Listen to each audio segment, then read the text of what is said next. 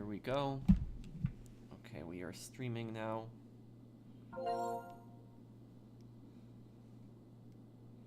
Okay, okay, one moment here. Okay, let me just put this up on Twitter too.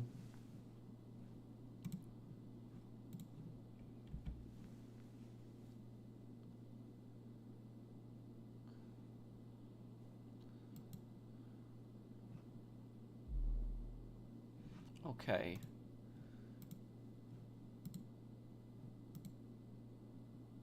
Okay, how's everyone doing? I hope everyone's having a great I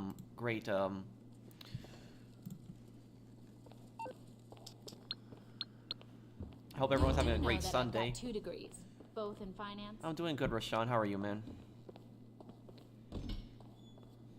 Okay.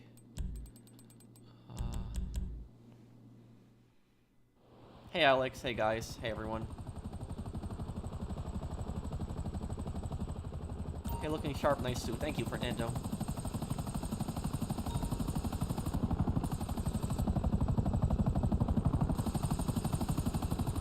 Pulling out the Aldo outfit for this stream, huh? I would love for you to pull out the Saints Row 2 outfit on the, or the Wei Shen tuxedo someday. Well, thank you, Mr. Waifu. Thanks, man.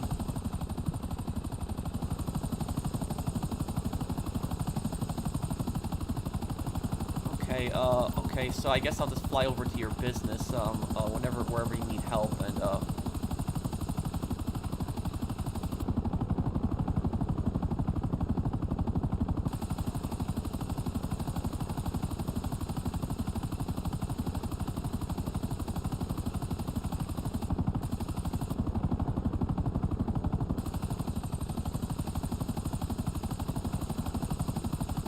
I'll be joining your GTO session tonight, just finishing up a Dax Fooligan mission first. Okay, Gamer. Thank you, Gamer, Mr. Wade, for sponsoring my channel. Love your suit. Thank you. Nice outfit. Very sharp. Thank you.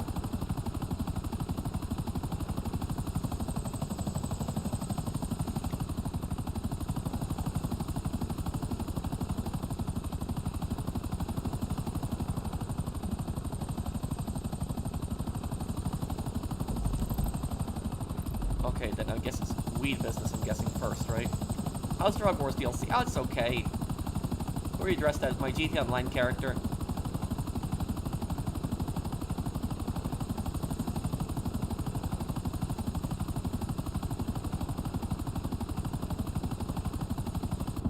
What's my favorite radio station in GTA? 5? Haven't listened to the radio station in a long time.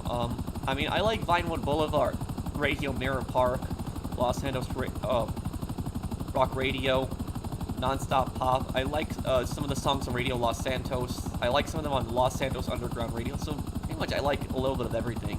Some on Rebel Radio 2, some on Channel X. Oh, okay. Not there, I guess. Can I join you guys? Sure, anyone can join me. Nice outfit. Well, thank you, JT.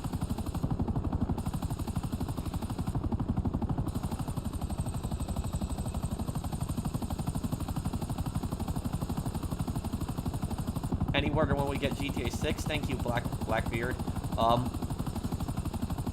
There's very strong chance there's going to be a trailer out this year.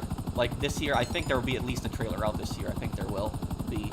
But, I don't expect the game to come out this year. Like, I don't think so. Like, you know, we're halfway through January. I don't think that we'll get a trailer this year for... I'm outside. You can just sell whenever you're ready.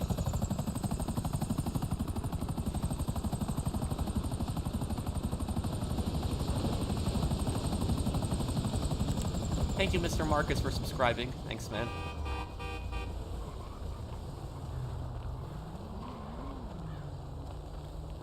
Oh, it's just one property, but it's going good.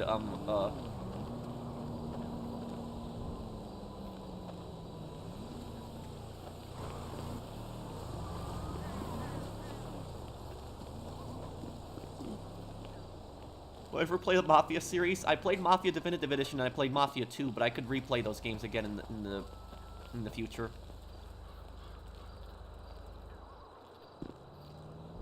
Your San Andreas lore videos got over 100,000 views, except the recent one from 2 months ago. Well, there's the OG Loke video is like 200,000 views, I think, now.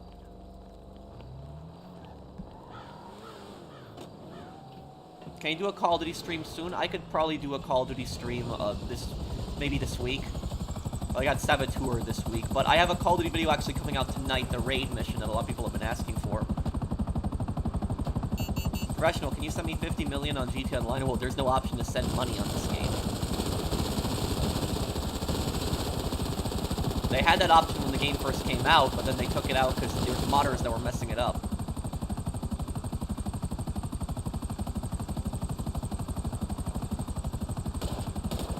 Any new money guides? Yes, Hangar Money Guide, Casino, not Casino, Cayo Perico updated 2023 guide, but have you done a walkthrough of Ghost Recon Wildlands on YouTube? Yes, I have.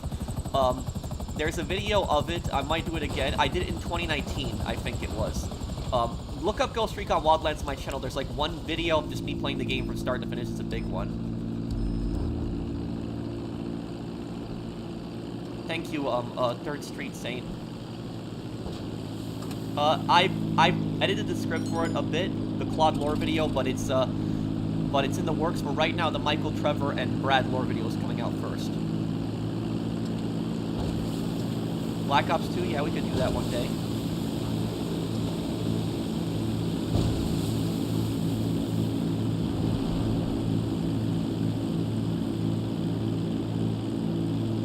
How has your policy been affected by? How has your channel been affected by the new YouTube policy? Not really that much recently. Yeah, I haven't had any videos demonetized, thankfully. Actually, I did have one video demonetized. I had the video of the Karen. Remember the Karen that was freaking out over the ambulance? That got demonetized.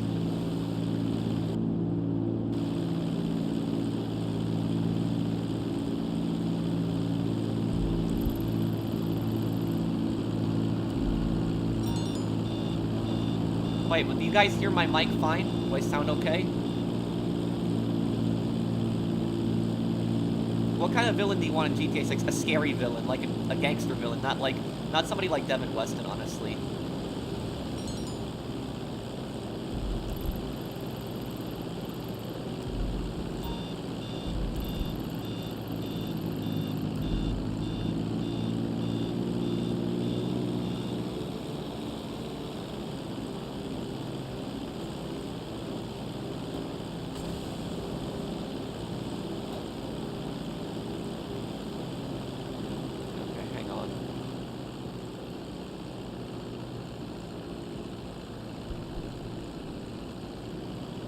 Okay, does that sound a little better now, guys, there?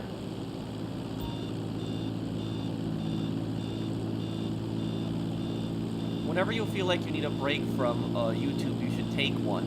Your mental health is more important than keeping us entertained. Well, thank you, Jimmy. Thank you for the super chat, man.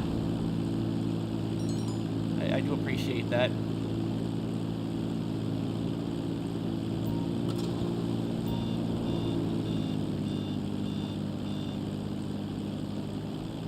Thank you, Revan. It baffles me how Rockstar don't fix bugs and stop modding. I don't know why they're not I don't know why they're not bothering a lot of times. I agree.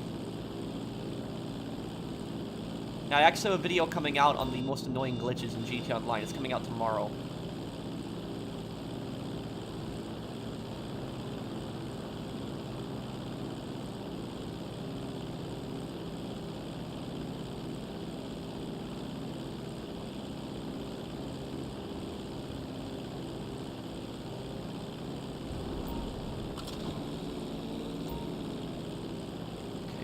Drops. Here we go.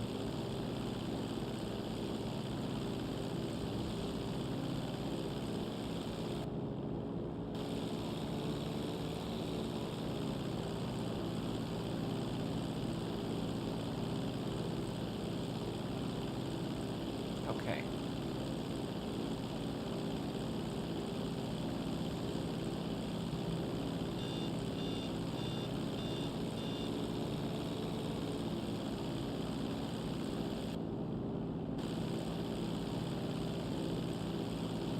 Let me see here.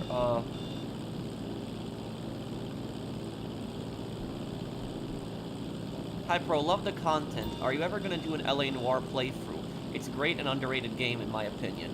Well, thank you, Ghost Dog. I played it a long time ago. I might do it again in the future. Yeah.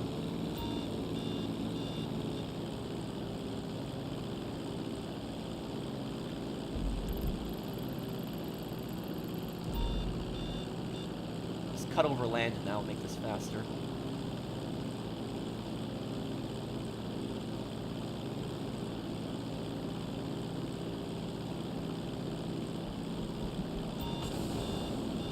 Ciao, Don Patrizio, running San Andreas, I see. Well, thank you, Patrick, for the super chat. Thanks, man.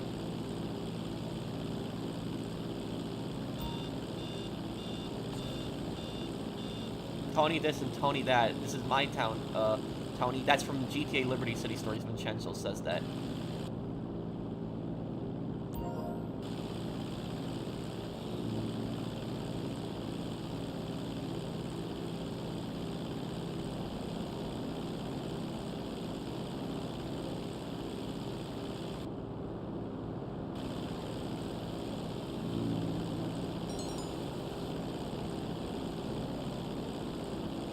Oh, it's gonna be about, it's about to be 4 years, because it came out, yeah, it came out March of 2019, so it's about to be 4 years then, Brandon, yeah.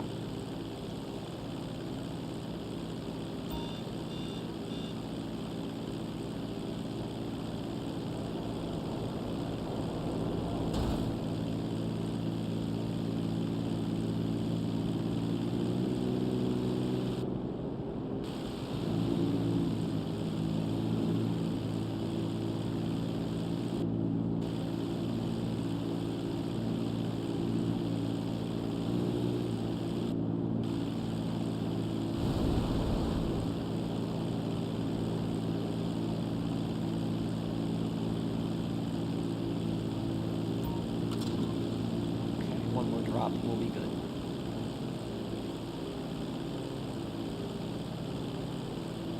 What other games do you play on the streams? I play Red Dead Online. Sometimes I do Call of Duty.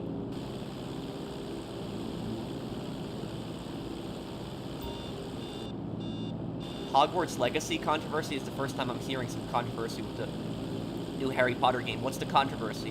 What is it about?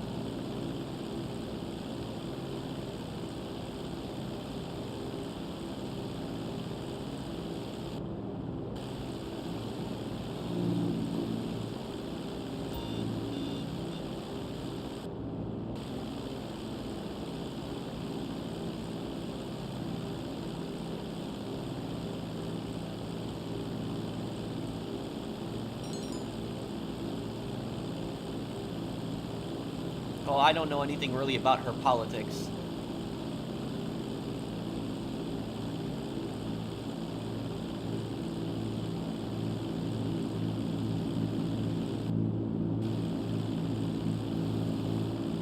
Okay, here we go. Let's make this drop. My favorite activities in Saints Row 1 and 2. In Saints Row 1, my favorite activity was probably Mayhem. In Saints Row 2, my favorite activity... probably the Hitman. There we go.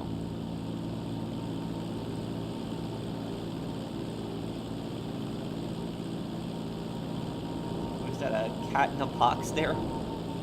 How good is your gaming setup? It's okay. It's not my setup isn't, you know, that special, honestly. It's a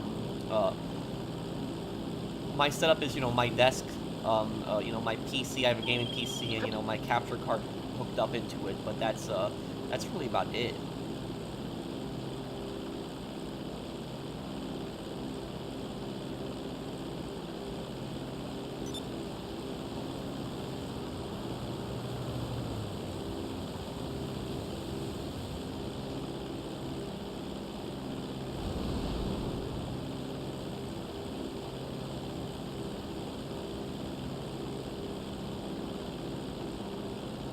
What do you think about the Manhunt series? I like it, those games, but I haven't played them, but I like the idea of them. But the thing about the Manhunt games is it's just, I think I'll give them a chance of playing them, but I'm just, you know, scared that YouTube is gonna give me a strike for playing them, because I had gotten a strike for playing I played what game was it?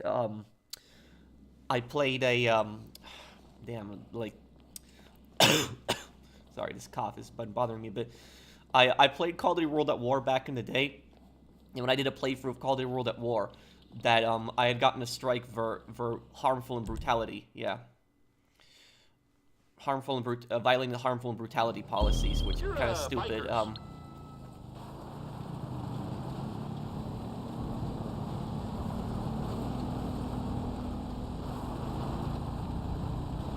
Okay.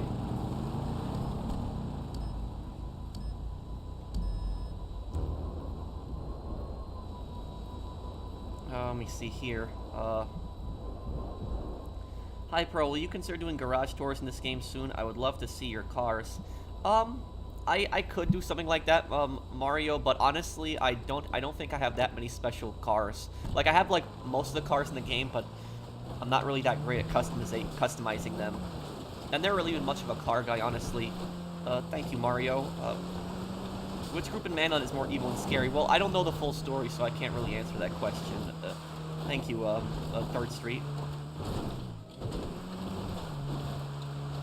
Oh, well, you know, the biker character that I had him, you know, I made a character on PS5, and then when I transferred my PS4 character to PS5, he got deleted, and that wasn't apparently supposed to happen, but I contacted Rockstar support about that, and they told me to go into a public session to fix the issue, which was just stupid. It wasn't the end of the world, because I only played on that character for a few months, but it's, yeah, I'm just happy at least I got my PS4 character on PS5 with no issues.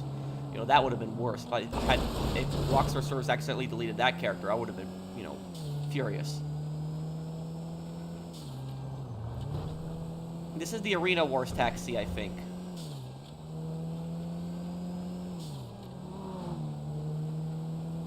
Pro, do you have a gaming chair? Not really. It's more like an office chair. I like this. I've had this chair for years. It works fine for me. I like it.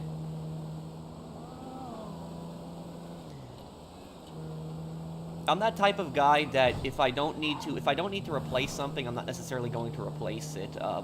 So like I had this chair for years. It works fine for me, and I like it.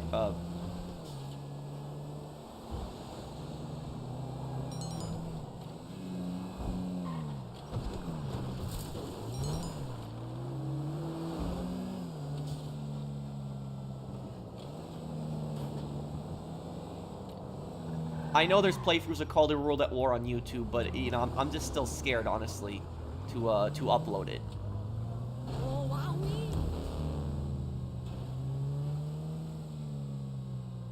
What happened at the end of The Sopranos? Tony probably died.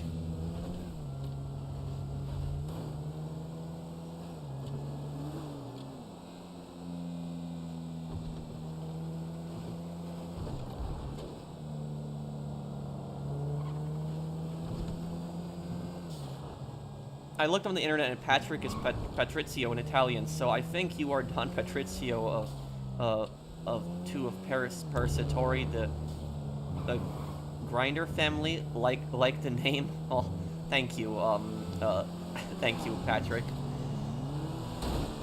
Thank you for this. This is the same, you know, outfit that I wore for my Godfather 2, Godfather 1 playthrough, but.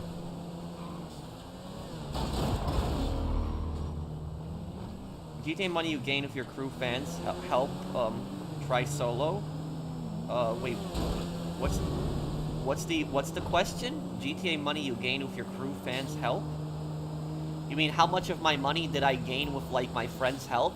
Like you mean out of the $1 billion? Is that what your question is? Thank you, Brian. It's difficult to say because I do a lot of solo stuff too. Like I run Cayo Perico heist a lot of times, but like in the past. The vast majority of my money, it actually comes from CEO crates.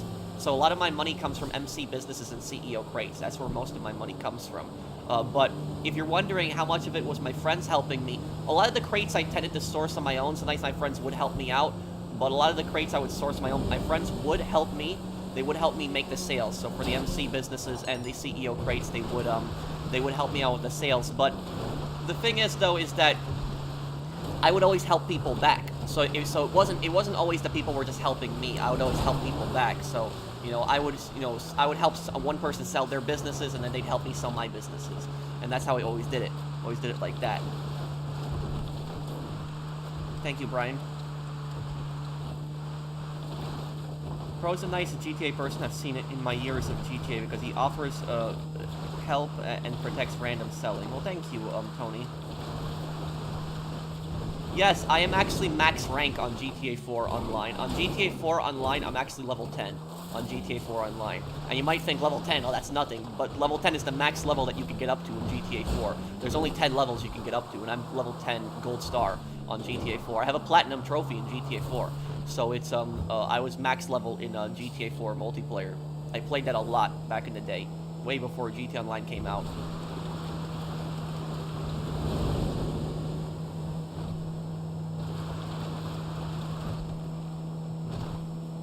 Yeah, there is levels in GTA 4 Online.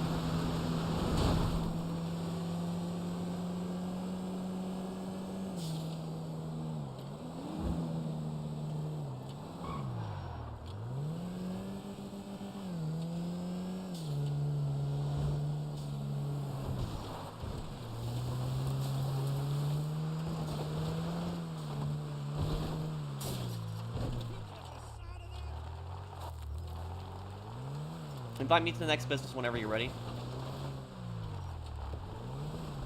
I had a great 21st yesterday. For anyone curious, my first drink was margarita from Chili's. I won't go crazy with drinking, but I prefer margaritas. Well, thank you for the super chat, DL Gaming. I hope that you had a great birthday. Yeah, me, myself, I have never liked alcohol. I didn't. There's only really two forms of alcohol that I will ever drink and ever touch, and that is champagne and wine.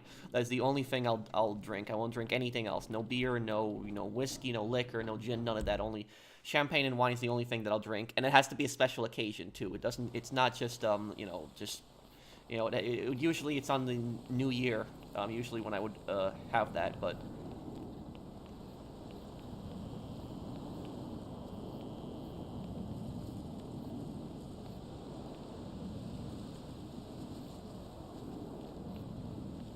Oh, thank you, Vex. Thank you for sponsoring my channel, man.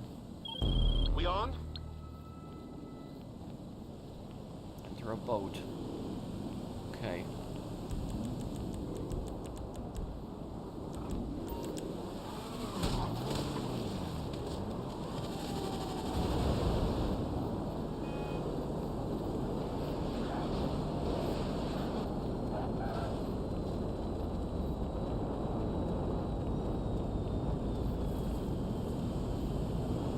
What's my most exhausting platinum trophy? It's a good question. What's the most annoying platinum trophy?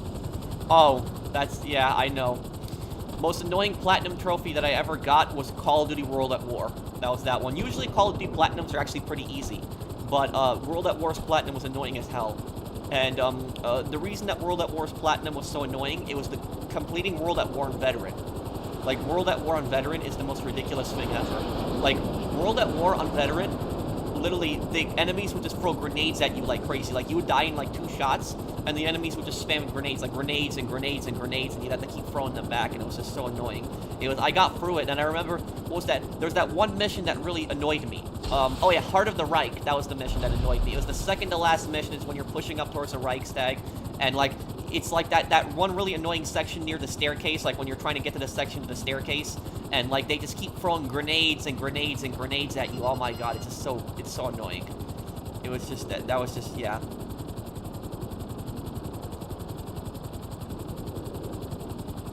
Hey Pro, I was wondering how many platinum trophies I have. I have 89, but technically I have 88 because I have 2 platinums for Fall Guys. So thank you, George, for the super chat. I have, I think I have, what is it, like 50 platinums or somewhere around there. It's like, I have a lot of them, though. I do. I used to be a big trophy hunter back in the day. But if you want to know what platinum trophy I'm the most proud of, it's GTA 4. That's the one I'm the most proud of. GTA 4 was not an easy platinum.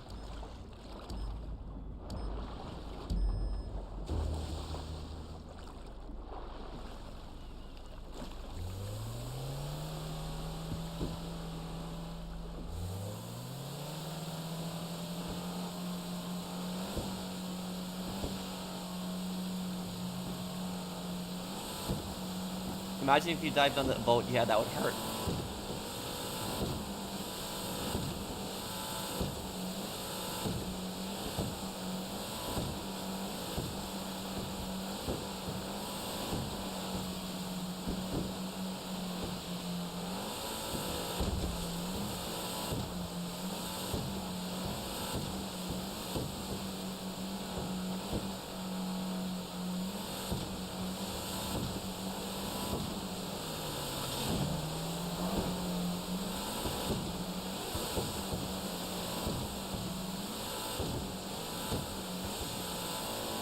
When is your next money guide for GTA Online?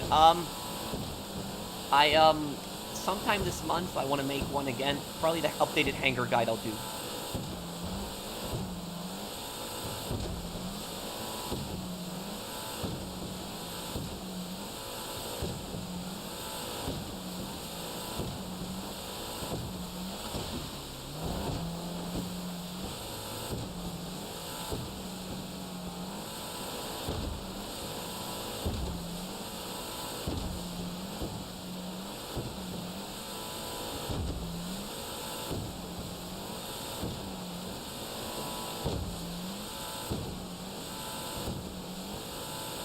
What games do you play in your free time? Oh, Skyrim, Mountain Blade, Bannerlord, Call of Duty, Hell Let Loose. Hell Let Loose I've been playing a lot recently again.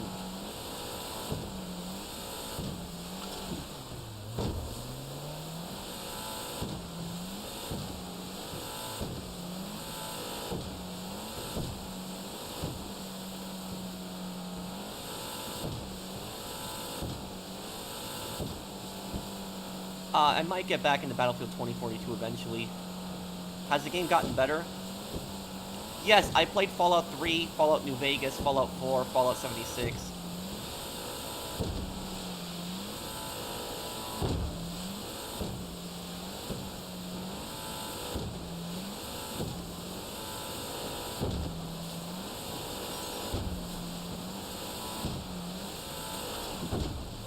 Yeah, I know, Brandon. Hi, how are you? I'm good, Eric. How are you, man? Thank you for the super chat. Bro, you're looking good, my friend. Thank you, Michael. It hasn't gotten better, what, Battlefield 2042? I probably wouldn't have enough experience to do a guide on Fallout 76. It's been so many years since I played the game. Maybe if I start playing it a bunch, I could maybe eventually do something like that. Are any offensive vehicle weapon to Mark II not definite? Not definitely. How? Like, you mean like what, a counter to the Mark II? Well, I talked about that in my railgun video. The railgun is not a counter to the Mark II, by any means. But it's, you know, if you're gonna use anything against the Mark II on foot, use the explosive sniper or the up and atomizer. Those are the weapons that you want to use on foot. If you're in an auto aim lobby, you could try to lock shoot them off. I know the musket is also helpful for that, but I play in free aim, so musket's not gonna do anything for me.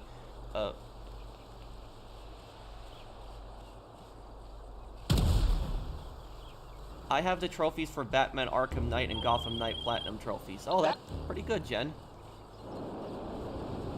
There are actually some trophies, some games that you can't get a Platinum trophy for anymore. It's impossible, because some of them have disabled the online, and so there's only trophies that you can get through the online.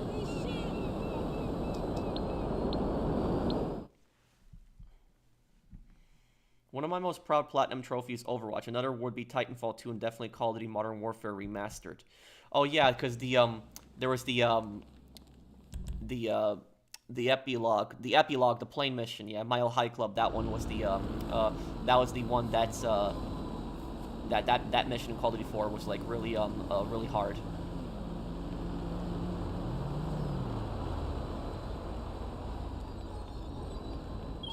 We selling?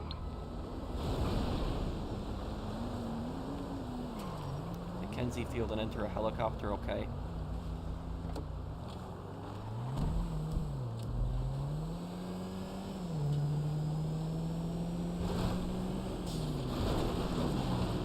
Have you heard of the dark web? I've heard of it before. You know, people buy, I learned about that a little bit in school. You know, people buy stuff illegally on there. Thank you, Dark Soul, for the super chat. My favorite game of all time, easy, Saints Row 2.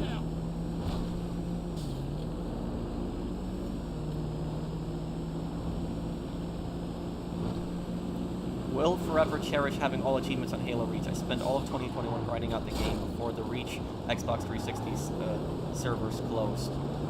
Oh, I see. You can't. Wow, that game wasn't even that old, but they closed the servers. I'm surprised on that. Thank you, Mr. Waifu. Thank you, Eric. I'm good, bro. I ran into CJ, the guy thought I was using off the radar glitch because I was in a Monitech vehicle. Wait, who did you run into? Thank you for the super chat, Eric.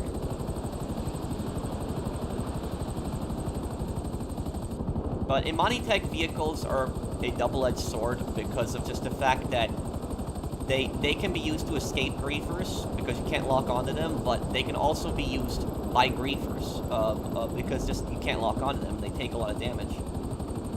I was going for all the single-player achievements in GTA 5 in January and GTA 4 in February of last year. It was really annoying, but I got them, thank God. Well, thank you, Revan.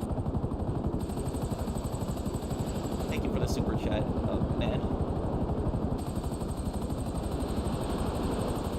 I think if I transfer my single-player progress to PS5, I think that I could just get the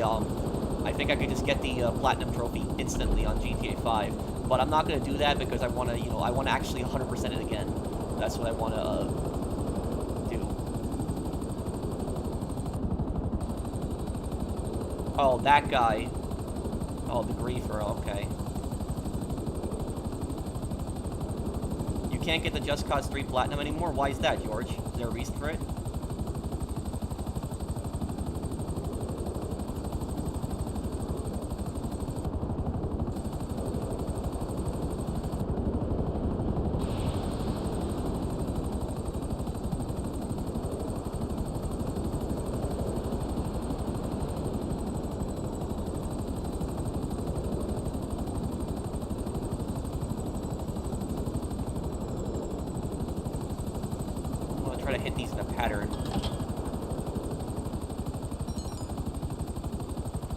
Yeah, one day, Brandon.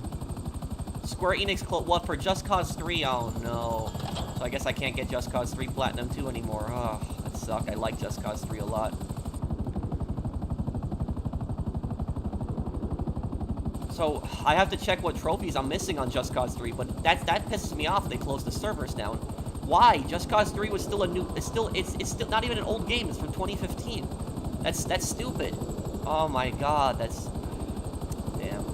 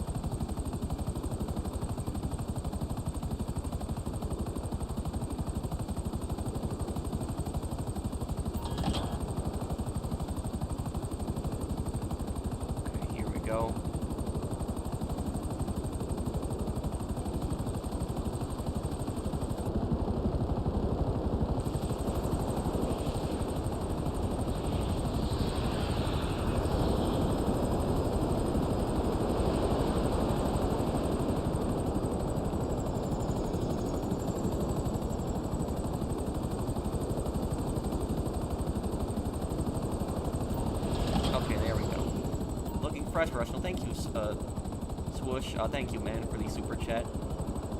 Did you hear about, putting, MagFest, putting a 404 not found on Kotaku's journalistic integrity on a direction sign? A lot of people lost their minds over this. No, I didn't hear about that, Mario. What's the story with that? Thank you for the super chat. And it was he was the player you ran into years ago, and he gloats about destroying cargo. Players like him make me sick. Oh, thank you, Eric.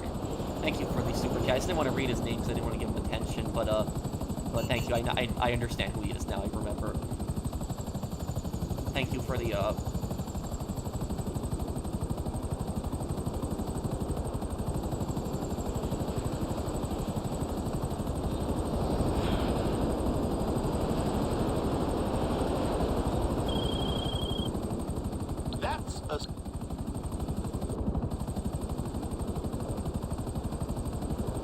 Speaking of Platinum Trophy, I got 100% in Platinum Trophy in San Andreas Limited Edition. My second time I did 100%. I did 100% on the mobile version before too. Yeah, and I'm gonna do 100% on San Andreas. I gotta get that done. I do want to do a stream on that. Any updates on the Fuga copyright thing? Oh, those claims are gone. Pretty much all of them are gone, which is the good thing about it now.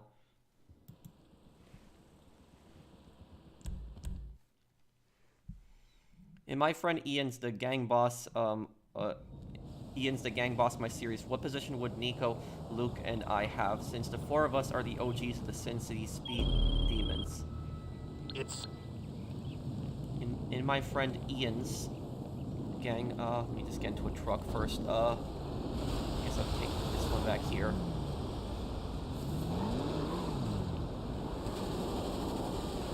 No, I haven't played the new God of War. If my friend Ian's the gang boss in my series, what position would Nico, Luke, and I have, since the four of us are the OGs, the Cincy speed demons? Well, I would say that Nico probably wouldn't be involved in a gang or any of that stuff anymore, because he's probably done with it by the time of GTA 4. But you know, what type of gang would this be in, in your story? Because if it's like a street gang, it's kind of a very different structure than like a mafia. Do you think it's that game, the Stroker Route, is a scam game? Kind of. I mean, you do get a platinum trophy from it, Brandon, so it's a little bit of a debate whether it's a scam or not.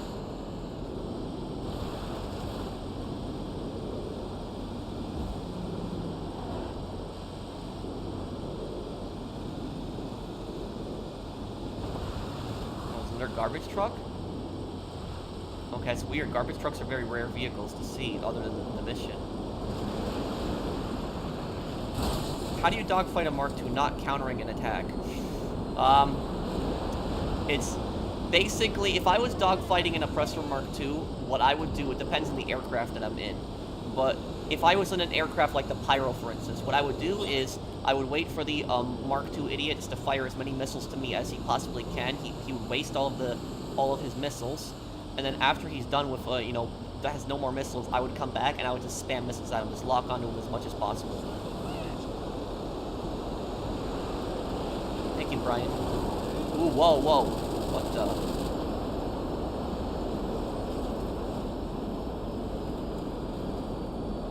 Okay,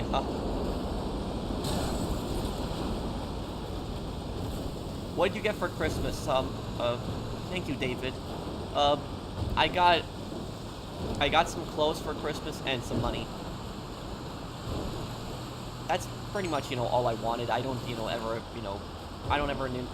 I didn't even ask my parents for money. I just, told them just to give me whatever, whatever they want. And I bought my mom for Christmas. I bought my mom I bought her, this big, electric, oven thing. It was, this big set. And my dad, I got him a series of books that he wanted.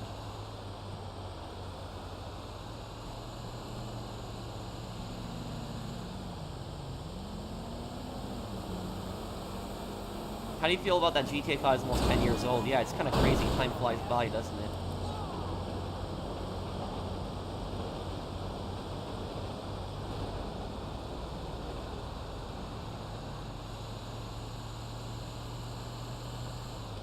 Shout out to you, man. Hope you're having a good day. Thank you, Flower Tree.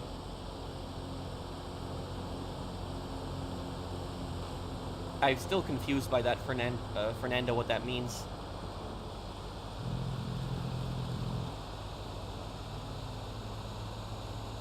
Are you annoyed that GTA 6 hasn't been shown? Not really, no. There's plenty of other stuff that I can do.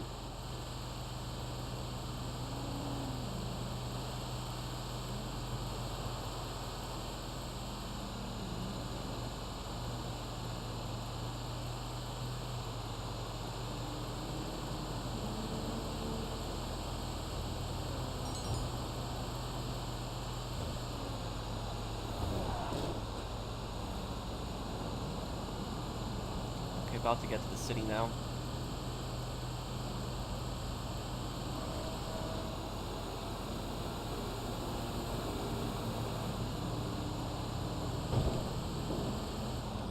Why are you dressed like a pilgrim? What? This type of clothes did not exist in those time periods, but I'm dressed literally like somebody from the 1940s and the 1950s, not it's more of the mafia outfit. It's what I would dress up as Aldo with. And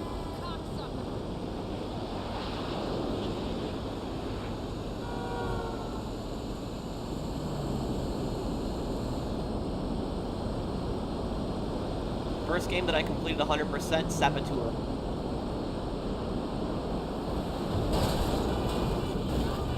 Ironically, because I just played the game recently, but it was the first game I got 100% on.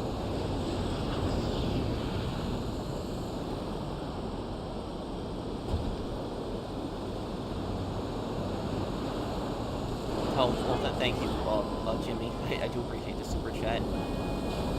But no, I'm not. GTA 4, GTA 4 turns 15 years old soon. Will you do a stream for GTA 4? Yeah, we can do something on GTA 4. I have an idea on something that I can do on GTA 4 on the 15th anniversary.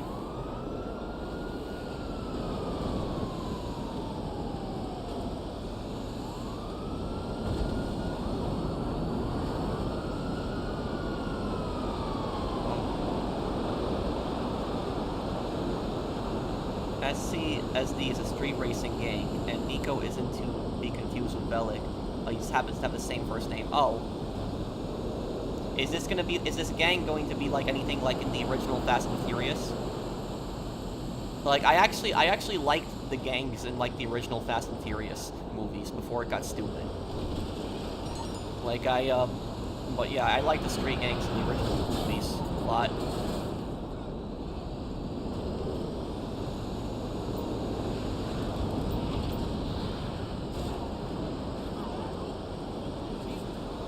Hello, Pro. How are you doing? I'm doing good, Fahim. How are you, man? How you been? The green screen cuts a hat to a square, and it looks like a pilgrim hat. Just clarifying the other guy's comment. Oh, okay, David. Yeah, I guess it does do that a little bit. Yeah, it's the. But I don't even use a green screen. Like a lot of people think I use a green screen, but I don't. And if you're wondering how I'm doing this, where none of my background is appearing, it's basically a program. So you don't even need to buy a green screen. Like green screens are becoming out of date because there's programs that you can install that will actually do it for you without a green screen.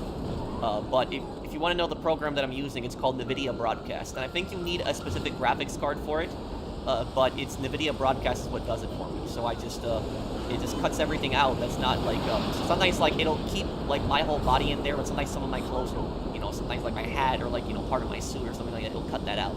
But it's oh,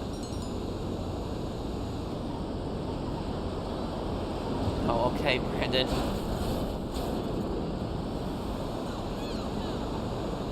Thank you, David.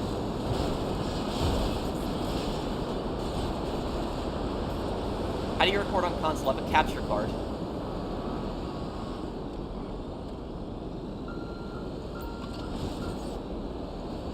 I plugged the capture card into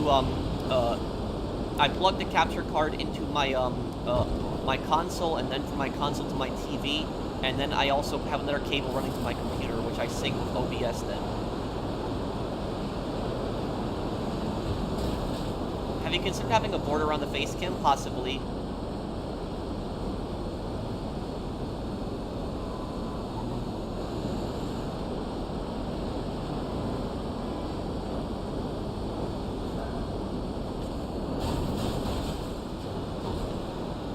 Last drop.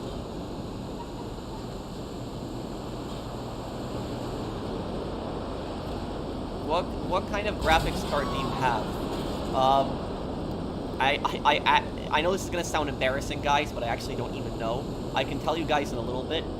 The reason I don't know is because my friend, who, if you guys saw my video when we talked about the PS5, like the liquid metal issue, you know, my friend that I interviewed in that one, who's he knows a lot about computers. He actually helped me build this computer. So the computer that I use for like my YouTube channel, my friend that I know in real life, he actually had built this computer for me, and I paid him for it. But he built me a really, you know, strong PC.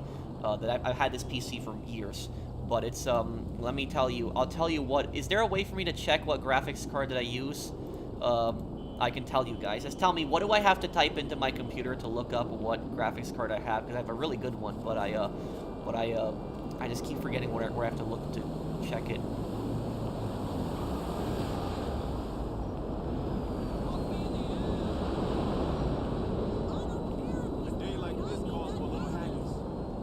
DX, what? Okay, DX, let me see here.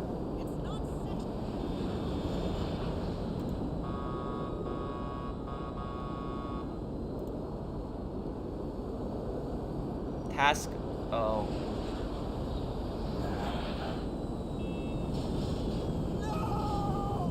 Okay, let's see here, okay, in the DX thing, where do I check it? Task manager and performance, you're saying, right? Okay, let's see. Task manager and performance. I actually don't. I'll be honest with you guys. I actually do not know that much about computers. I know, you know, I can type really fast. I'm good at editing videos, but I don't know about the internals of computers that much. Let's see here. So where in Task Manager do I have to look? Oh, I think I see it. Okay, it says that I have a NVIDIA GeForce RTX 2060. I'm assuming that's really good. Invoice paid. Christ alive! Hey, you. It's been way too long.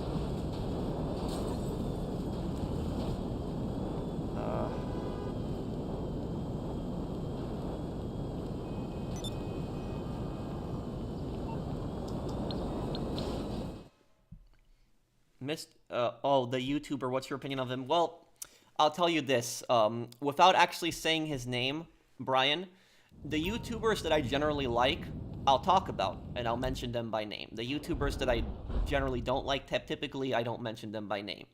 And so that's like, you know, if you've seen my videos talking about GTA clickbait, I think you probably know what I think.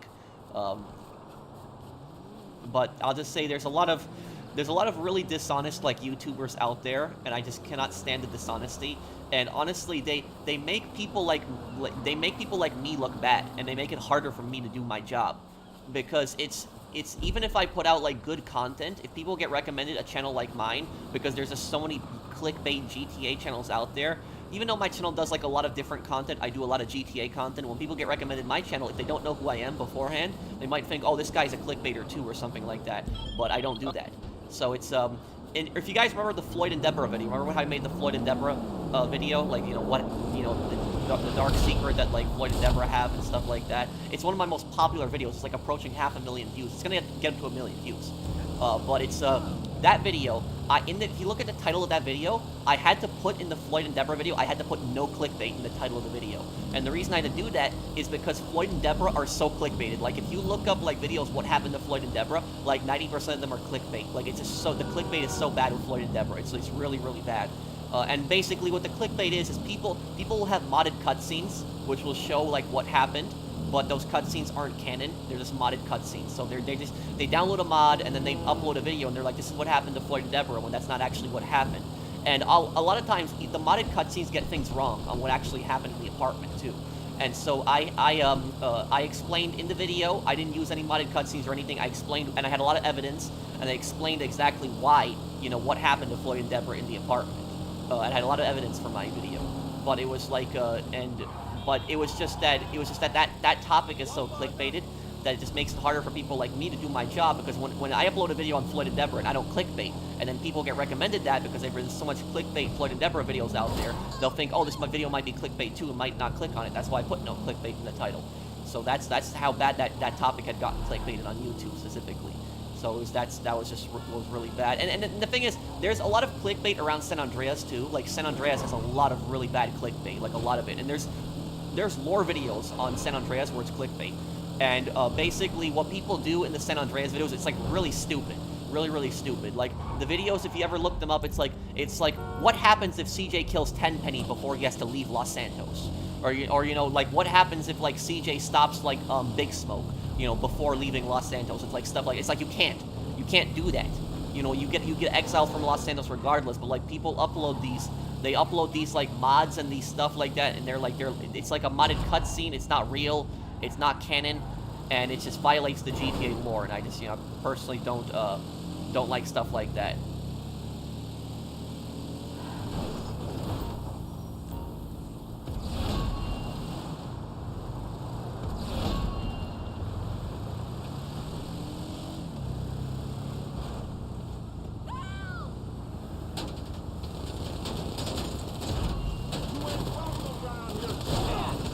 not trying to spam, but you should check out Istura's State of Grinding on GTA, on GTA's recent video using your character and opinions. I'll watch it. I'll watch it. I think I got recommended a video like that like a few weeks ago. Was it like it was like my character on the thumbnail, right?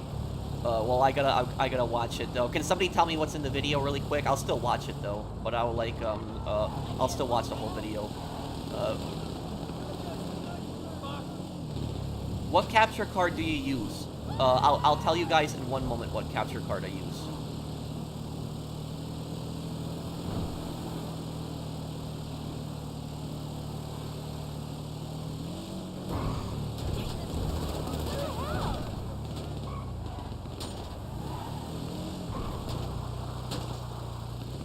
It pretty much says that grinders need to do other activities besides grinding.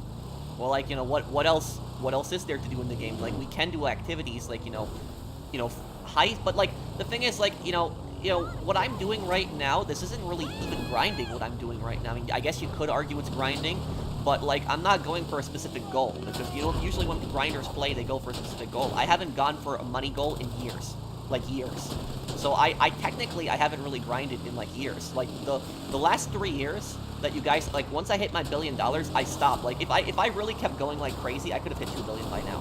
But like I used to, like back in the day, I was like going really crazy. I was like, you know, selling multiple businesses in a day, and damn, these bikers.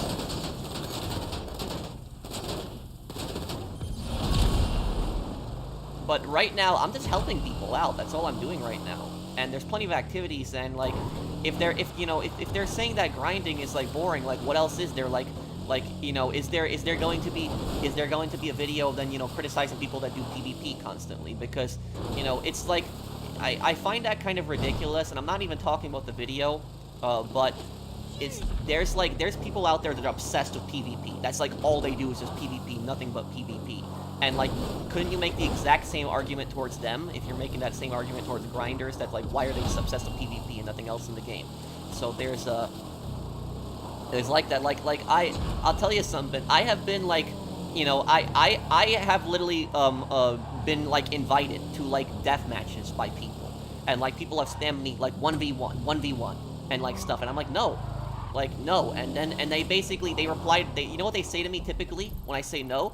They're like, oh, you're scared, you don't want to get owned, you don't want to get destroyed. And like one guy said to me, you're scared of getting bodied, or what, something like that.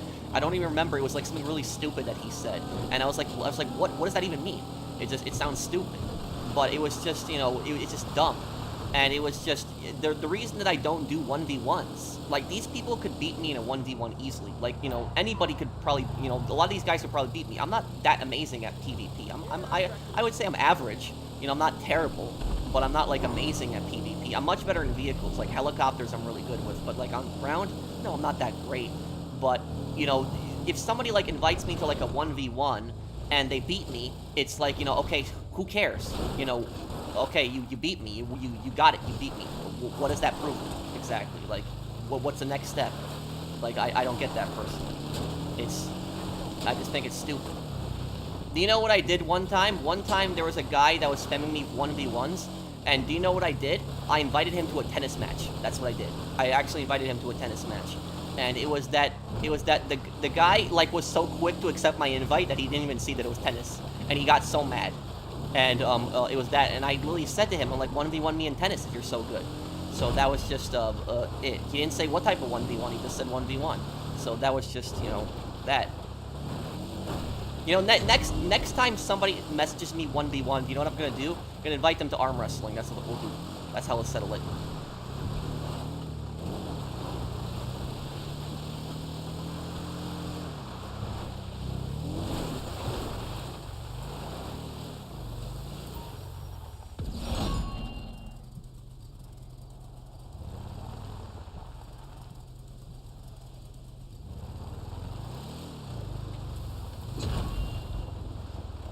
He wasn't targeting or picking on you and grinding. He just makes the little films of each kind of GTA player. They're well edited and written. Yeah, no, I'm not, and I'm not even like, you know, I'm not even like really responding to him. It's not that.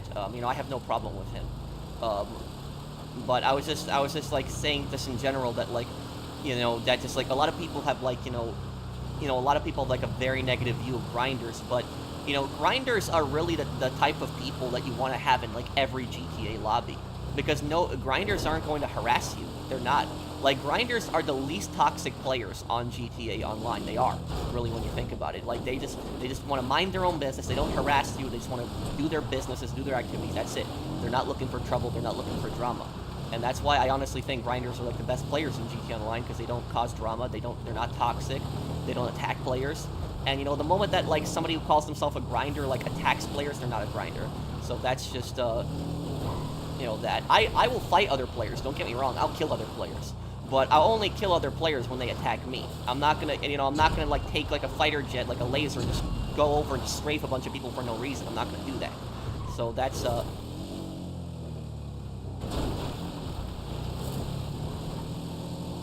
Jesus Christ!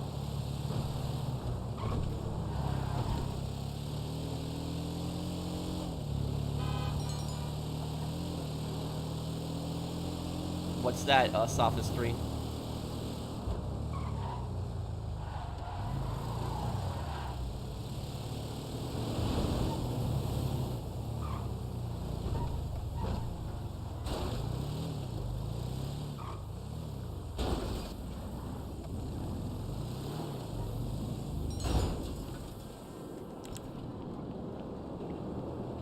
Did you see my super chat? Oh, did I win the tennis match? Oh, he left. He didn't even do it. So technically, I left by him I won by him forfeiting. So that's that. Bro, are you good at sniping? Yeah. Typically, I am. You should see me in Hell Let Loose. In Hell Let Loose, I can knock any target down, no matter the distance.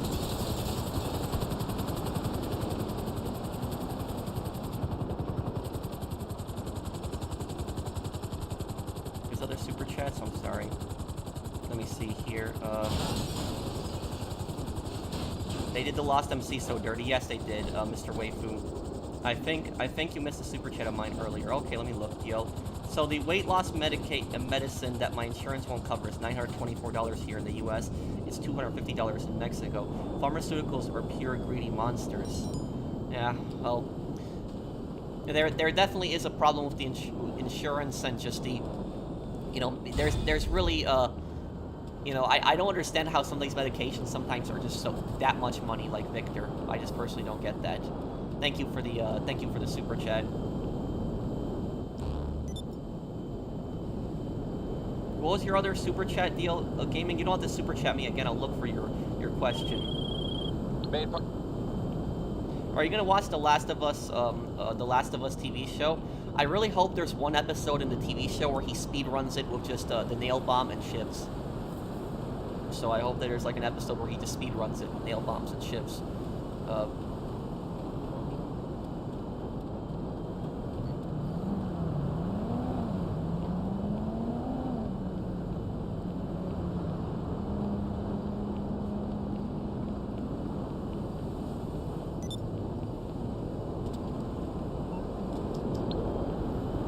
Okay, anyone? Okay, I'll help TJ here.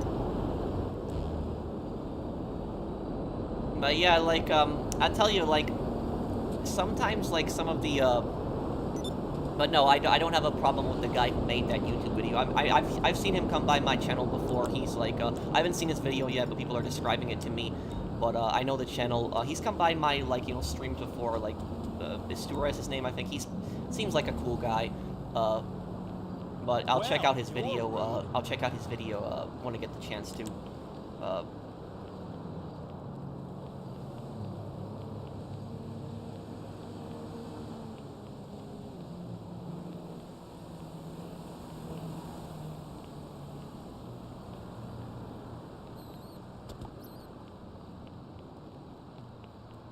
But I'll tell you something, guys. Tell you there's two stories I'll tell you involving these. Like some of these people on GT Online, like I was saying, is like why do griefers exist in your opinion? It's sadistic behavior. That's pretty much what it is. People like to ruin other people's fun. That's pretty much what it is. People like to annoy other people, and they like to basically cause other people stress, and that's why That's why there's no... If you notice, there's a massive correlation between griefers and drama. Like, griefers are almost always involved in drama as well, and that's not a surprising coincidence. It's because a lot of these guys, they like that. They like annoying people. They like bothering people. They like just, you know, causing ruckus in like a lobby. And it's just like, you know, I don't like to judge people, but, you know, the way that I see it is, you know, how could you possibly enjoy destroying somebody's entire cargo shipment? Like, imagine somebody's, like, selling 111 crates, right? That took, like, you know, half a day to collect. You know, maybe even days. All those crates, all those missions, and then some idiot just decides just to do an orbital cannon glitch or something else and just destroy their entire cargo and enjoys doing that. Like, you know, how... Like, why would somebody even, like, do that? I don't get people sometimes. Like, why people are like that. But that's...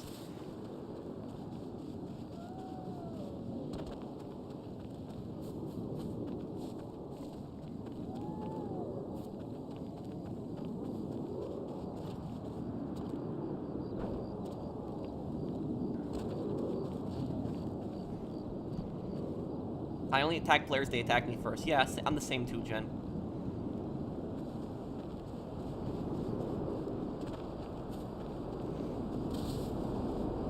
But yeah, I find it strange that, like, that there's so many people out there that don't like grinders, but yeah, grinders are the people who mind their own business. Maybe that's why people don't like them so much. But... Oh.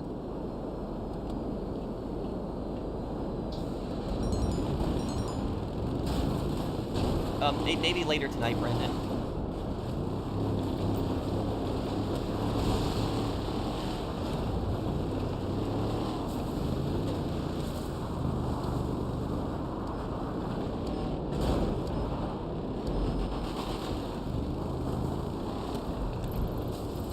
Oh, I went the wrong way.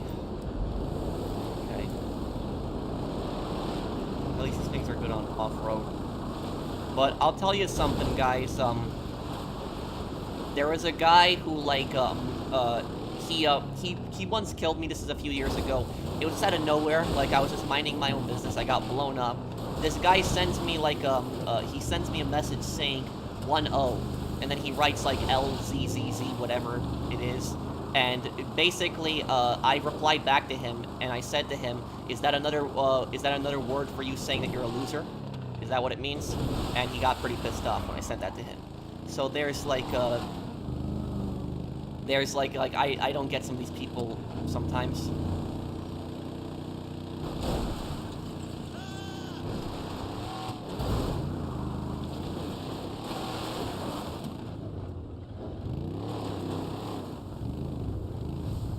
Oh, The Last of Us TV show, I will probably, I'll probably possibly give it a chance. Did DL Gaming post his comment also?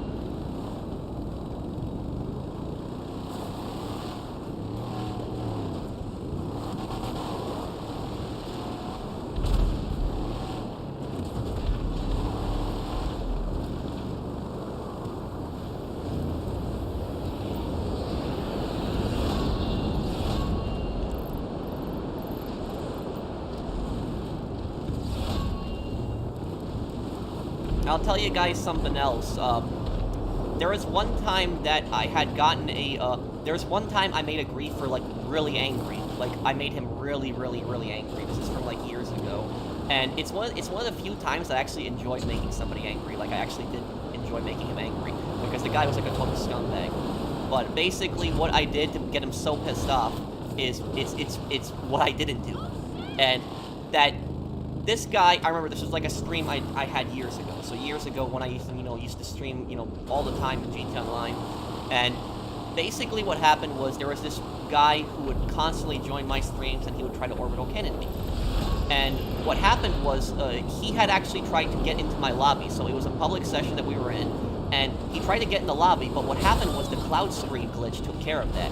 And so he actually couldn't get into the lobby because of the cloud screen. So he was technically in the game, but he wasn't fully connected in. And I knew he was in the game because if you look at the player list, you saw his name in the player list, but he wasn't connected in because of the cloud screen. So he was basically stuck in a loading screen. And so this guy was so desperate to kill me He was so desperate to kill me. He stood in that loading screen, that cloud screen. He sat there for 2 hours. We played in that lobby for 2 hours. He sat there for 2 hours on the cloud screen, just waiting just to get into my lobby, just so that he could orbital cannon me.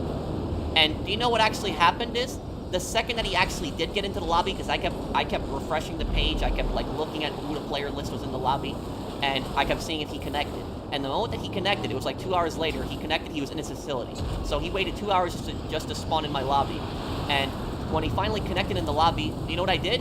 I went in the convenience store. I literally drove in the convenience store, which a convenience store cannot be hit by an orbital cannon. And I literally said, it was a fun stream, guys. I'm gonna end the stream for today. We've been streaming for 2 hours now. Hope everyone has a good day. I recommend everyone to leave the lobby now, and I'll stream on the next one. That's what I said, and I just left. So he was there for 2 hours. 2 hours in the cloud screen trying to orbital cannon me, and he actually connects in after 2 hours. And I just said, yeah, it's been a great stream, guys. I'm gonna end the stream here, and I told everyone to leave the lobby. So 2 hours later, I just ended the stream, and he sat there for 2 hours trying to orbital cannon me, and he didn't get it. And so I wasted 2 hours of his time. And then the story actually gets better, because what actually happened is right after that, he sent me a bunch of messages on PlayStation. So I know that I got to him. I got him really mad. And what happened is, this is before I had private messaging on, because now only my friends can message me. But in the past, everyone could generally message me. And he sent me a bunch of really, really nasty messages, like some really offensive, a lot of slurs, and some really nasty things. And he basically, called me a coward. He said that I was hiding from him, that I was running away, that I don't want to face him. Yeah, I'm going to face you because you're sitting in an orbital cannon doing the glitch. Yeah, that's really facing you. But he called me a coward and everything like that, and like a loser, and he cursed me out, said a bunch of like slurs, pretty offensive things in there. And what happened was I actually reported him. I reported the message to PlayStation, and after I reported the message to PlayStation, maybe within 10 minutes, all of his messages were deleted, and it was like deleted by PlayStation safety or whatever it was, and I think he got suspended for like a week. So that was like I was actually happy that Sony took care of that, because Sony, unlike Rockstar, are very quick. Like, if somebody sends you, like, a nasty message and you report it, Sony is very fast, unlike Rockstar, which Rockstar never does anything. But Sony actually is really fast, and so, after that, he never sent me a message. I had my public messaging open for maybe, like, half a year after that, and then I made it, like, private at that point, but he never messaged me again after that, because he was probably scared that I'd report his next message and he'd get banned or something like that. But that was, like, that was that, and so, I was actually happy I made the griefer mad, because this guy was, like, a massive scumbag. He'd go in the lobby, he would harass people, destroy cargo, talk crap to people all the time. And so, oh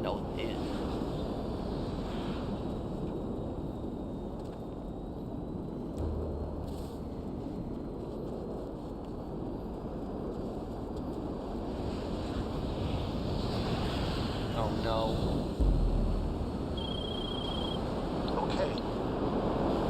Post stop. Okay, well, try to deal with it right now.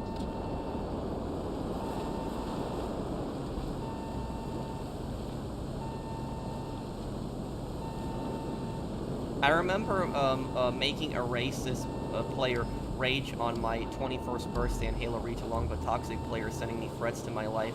Oh, well, I'm sorry that you went through that, Mr. Waifu.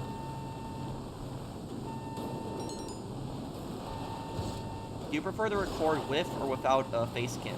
What do you think of people record without face cam? I don't judge people for recording without a face cam. I think that recording with a face cam and without a face cam, has its benefits and its cons. Like, certain things, like on a live stream like this, I think that recording with a face cam on a live stream is especially better, because your viewers see you, they have more of an interactive experience. So I think that doing live streams with face cam, I think is better. Now, doing videos with a face cam depends on the type of video. If it's like a video where you're reacting to something, or you're talking about like a specific topic, something that happened in news, and you're reacting to like an article or something like that, there's a lot of gaming YouTubers that do that. They have a little face cam and then they react to like something that happened. That's good generally. But if you're doing like a video like a GTA guide, like for instance, if I had my face cam in GTA guides, I think that would be very distracting, because when I'm doing like a GTA guide, I just want to focus on just what's on the game, and I want to, show people like how to do everything in the game, and so I don't want my face to be like, my face cam to be distracting in that aspect. So it really depends on the type of video or the stream that you're doing, if you want to have a face cam. Sometimes it's helpful, sometimes it's not. Don't be sorry, I had a massive laugh from this too. Okay, Mr. Waifu. And let me see, DL Gaming, did he ever post his message? I'll see if I can find his super chat again. I'm sorry if I missed it, DL Gaming. It's just that I have to, It's not in my it's not in my in the list when I scroll up, so I just have to go back. Let me see here. Oh, the SC SD are based on a mix of gangs in the older Fast and Furious movies. What would Nico, Luke, and my positions be in the SC?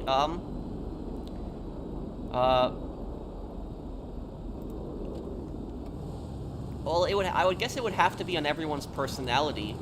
I would say that, you know, the guy who's more of like the leader would probably be like Dom's role in the situation. Somebody who's more like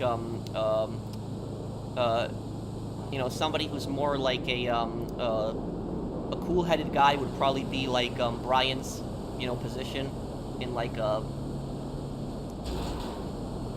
and we're talking about the Fast and Furious, by the way, Brian.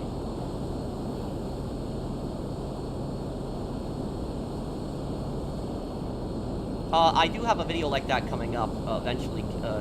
Killa Morales, thank you, man, for the super chat. Thank you, DL Gaming, for the super chat again. Leader, you mean family? Yeah, family. Okay, it has to be like what, 6, 7 a.m. in the game. Let's see. Oh, I was close. Yep. Looking at the sky, I can tell a lot of times what time it is.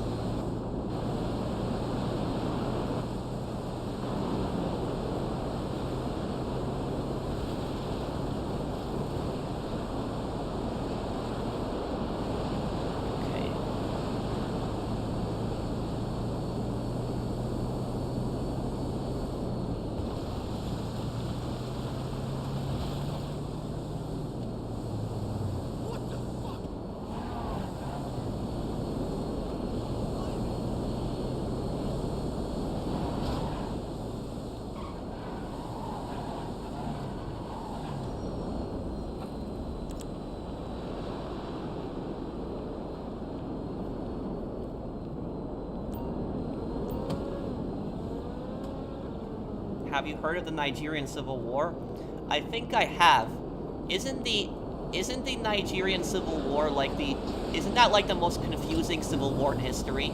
I think it is, because of just how there's all these different sides on just different, like, I think France and the Soviet Union were on one side, and then it was like the US and Great Britain were on another side. It was like a weird it was like this the sides were just so weird on who was supporting who, and that am I right on that? Is that war? Because I know there was like one war where it was like I think it was like France and the Soviet Union were like backing one side, and then America was like backing another side. It was just, if that's the war that you're talking about. Oh, so I guess I was right. It was that conflict, yeah.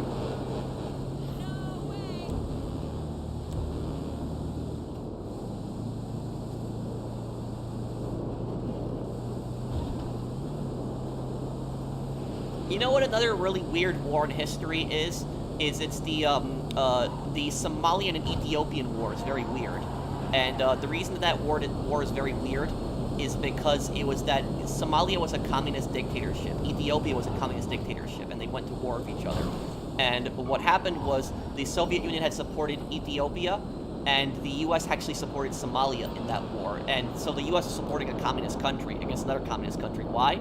Because they just wanted to piss off the Soviet Union. That was what it was, what was it? So it was like a weird thing where the U.S. was supporting one communist country against another one. It was, that was a weird conflict, too.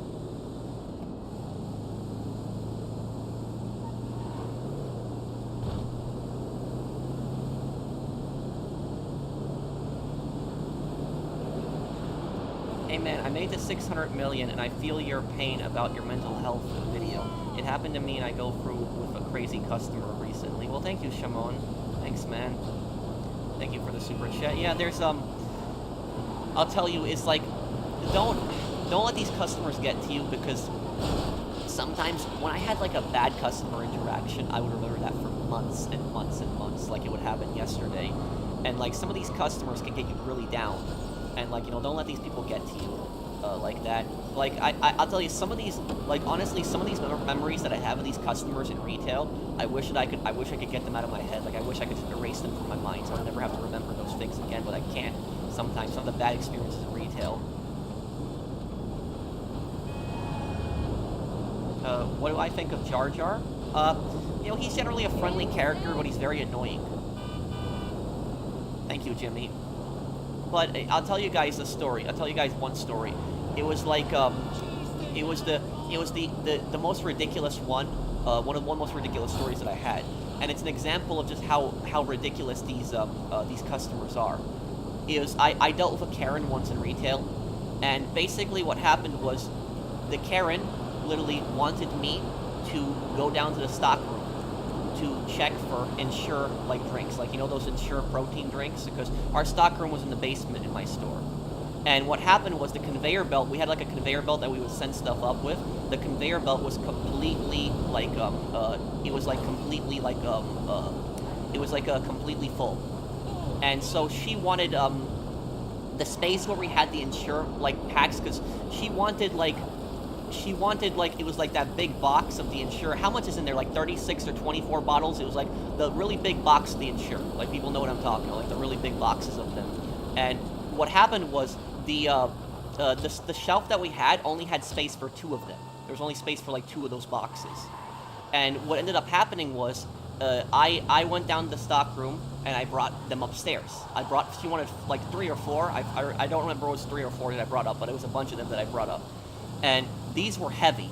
You know, these boxes were heavy. You know, this was, you know, probably like, you know, this is probably like 60 or more pounds, like, you know, just bringing up all these boxes upstairs. I carried that upstairs. I got it upstairs, got it up a flight of stairs, and I opened the door with like one hand, which is horrible. I brought it to the front of the store, and literally it was like I was gonna break my back. Like, it was just horrible. And then when I brought it to the front of the store, do you know what this woman says to me, this Karen? She says to me, "Oh, they're not on sale? I don't want them then." That's what she says. And so I was able to put 2 of the boxes on the shelf, but then the other 2 I had to carry back downstairs. And so it was just like, I was just pissed. I was annoyed. I was like, you know, thinking to myself, I was like, you know, if you know, at least you could have checked what the damn price is before sending me down to like that. You know, that's just stupid at that point. Yeah, that was just, man.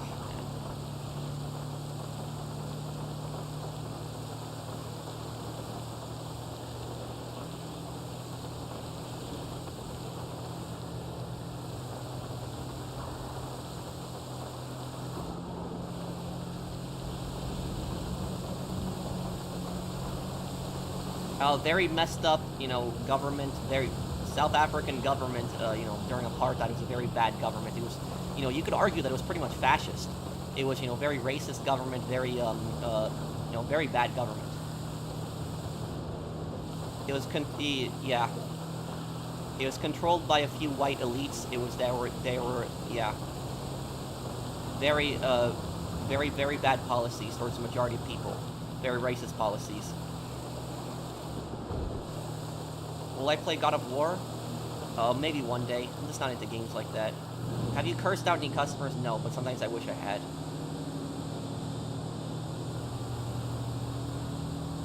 There was a customer that, the most that I've ever done to talk back to a customer is, I remember I had a customer once who basically was giving me an attitude, and this is like a month before I had, it was a month before I quit. And so it was like I was pretty much done at that point. Like, I told my manager that I was you know, I was having my limits, and I was gonna, you know, eventually, you know, quit. Like, he knew that it was coming. And what happened was, you know, this customer, there was something that wasn't on the shelf, and then they're like, you guys need to be better prepared. You guys need to have your stuff here on time and stuff like that. It's like why do you guys got to go down to the stock room and find it? It's like, you know, he was just, you know, being on and on and on and just going off, and then it's like when something gets sold out, we don't know about it until we see it on the shelf. That's why sometimes the stock isn't, you know, it's not like something gets sold out, we instantly fill it up unless we see it get sold out. And so, it was just, and what ended up happening is the guy kept arguing, getting pissed off that the stock wasn't on the shelf. And so eventually I said to him, I'm like, you know, sir, if you're gonna continue being rude to me, I'm not gonna help you. And literally, and what happened was he just kept going off, and I walked away. He's like, where are you going? And I didn't say anything. I just walked away. That was it. That was the most that I've ever done to like talk back to a customer. And he's like, I'm gonna complain to the manager. Okay, go ahead. I don't care. I'm not gonna be here in a month anyways. So it's just, go ahead, idiot. So it was like, it's stuff like that basically. And this guy was a Karen, by the way. So this is a guy that was doing this. A lot of people think that Karens can only be girls. No, it's not true. This guy was like a male Karen. I think, what would you call a male Karen? A Kevin? So that's like, that's pretty much what this, what this guy was.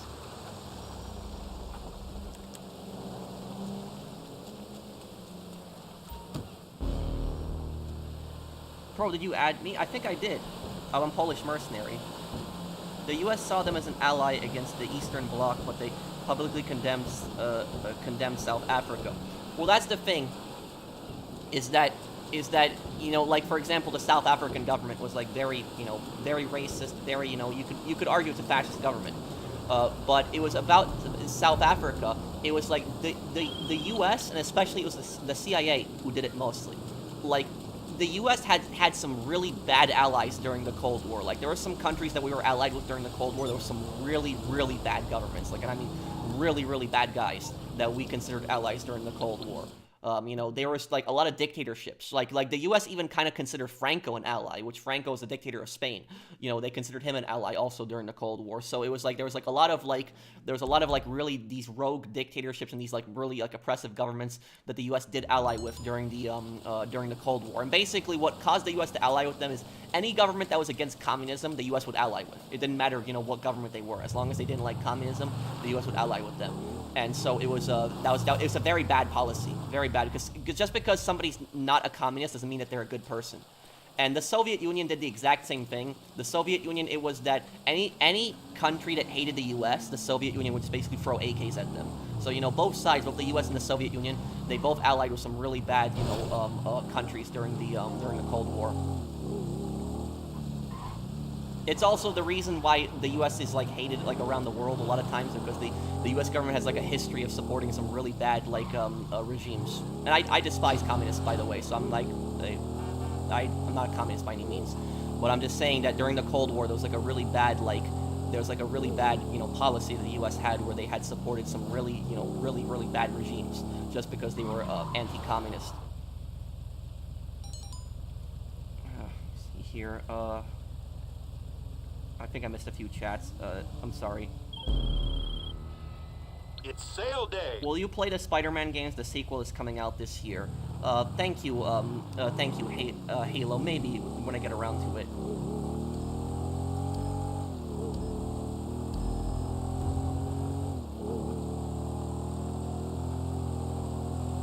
Get into a truck. Oh, it's garbage trucks again, I think, yeah.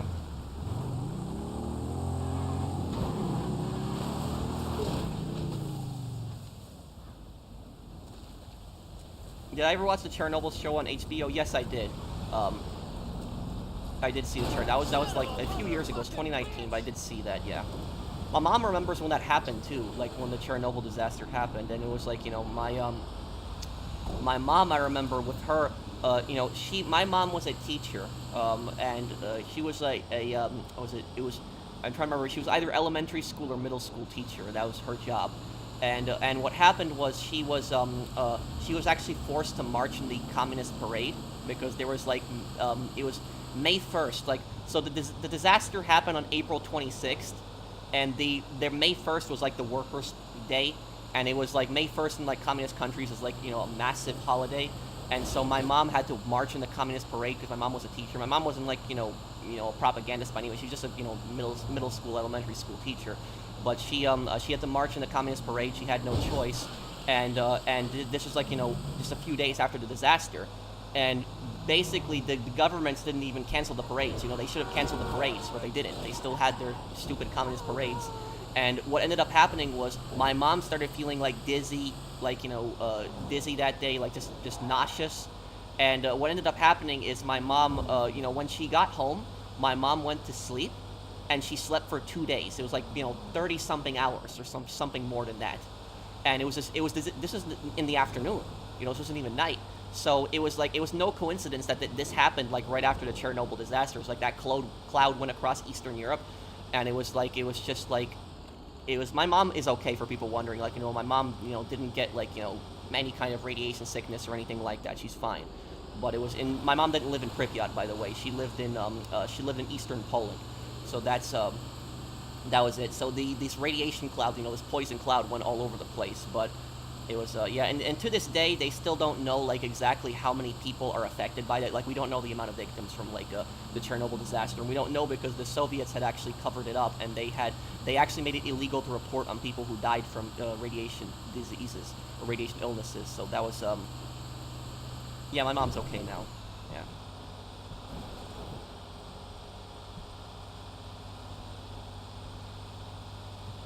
Will you play, yeah, I play Spider-Man. Thank you, Halo fan.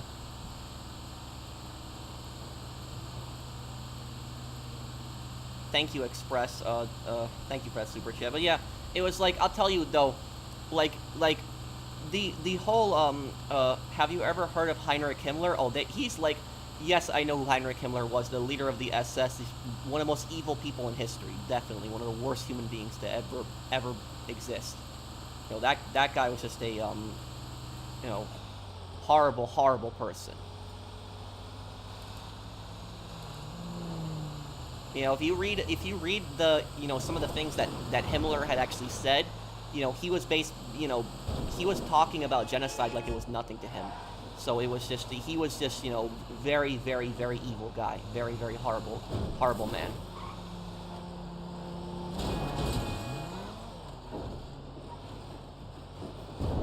So he's like a totally.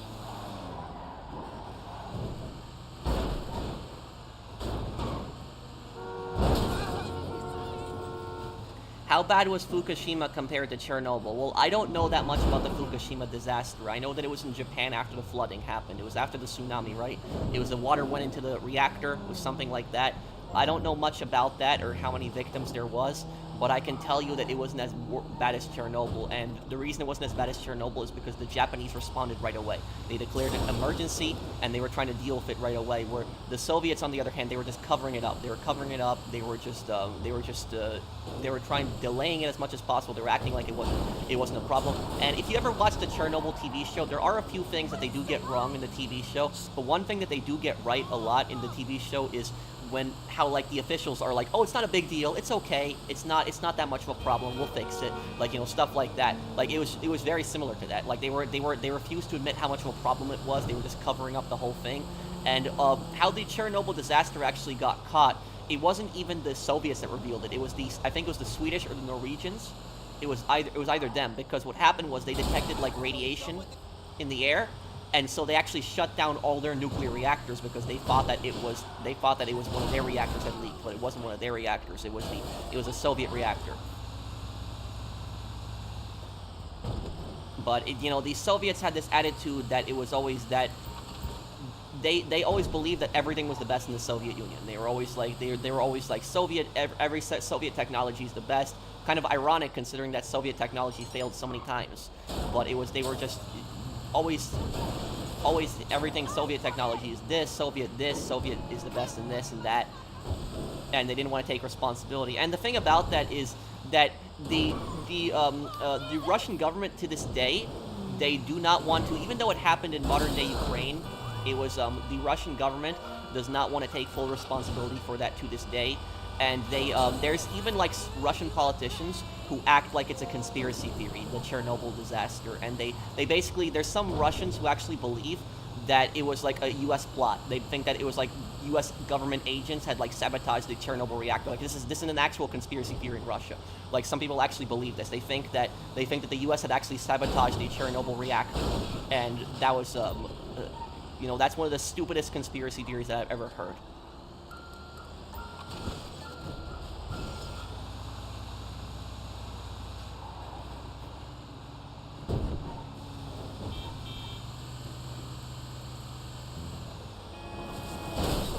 Soviets love to cut corners on designing things, which often meant disregarding safety. Soviet tanks were death traps. Yeah, and if you look at like, even if you look at like the Mosin Nagant is like a perfect example of like what happens when the Soviets rush things. Like the Mosin Nagant is like the most mass-produced bolt-action rifle in history, the World War II rifle, and like the Mosin Nagant has such a bad reputation. Like people call it garbage rod. But did I just run over an EMP mine? What the? Okay, but I guess we'll start up any moment here now. But the Mosin Nagant, for example, that rifle was rushed out so much that the Mosin Nagant bolt, it depends on what version of the Mosin Nagant you have, but like certain versions of the Mosin Nagant, the bolt is like so annoying to pull, like it's like you literally have to slam it. So that's like an example. Like Soviet tech, sometimes some Soviet technology is good, but sometimes other Soviet technology is just crap. And like the RBMK reactors in like in Chernobyl were like a perfect example of that.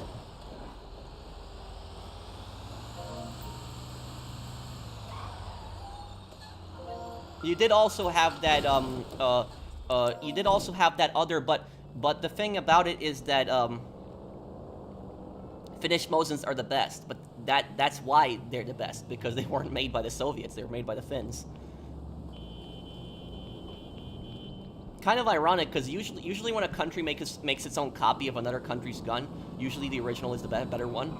But in that regard, the Finnish Mosin, the Finnish M38 was actually better than the Soviet M91. Can't wait to see the next episode of Duty Dog. Pro out here sweeping my super chats under the rug. No, I'm not, George. I'm sorry. I'm not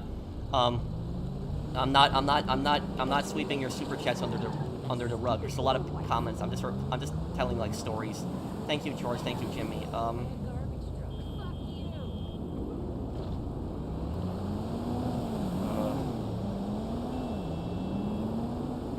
And thank you, Walst Money. Even though the hanger business has tripled, I still don't see anyone selling it online. Yeah, it's not a common still to sell. It's because it takes so long just to collect it all. Hey Pro, how you doing? I just finished the Son of Something missions in Saints Row 2. I had no ammo on the last mission, LOL. Also, the Last of Us show is good. Oh, you mean the mission where you're when you have to kill the general? Okay, well, I'm sorry, George. I wasn't ignoring you. There's a lot of comments that are coming up. It's okay, Pro. Y'all rocking with, okay. Oh, thanks, man.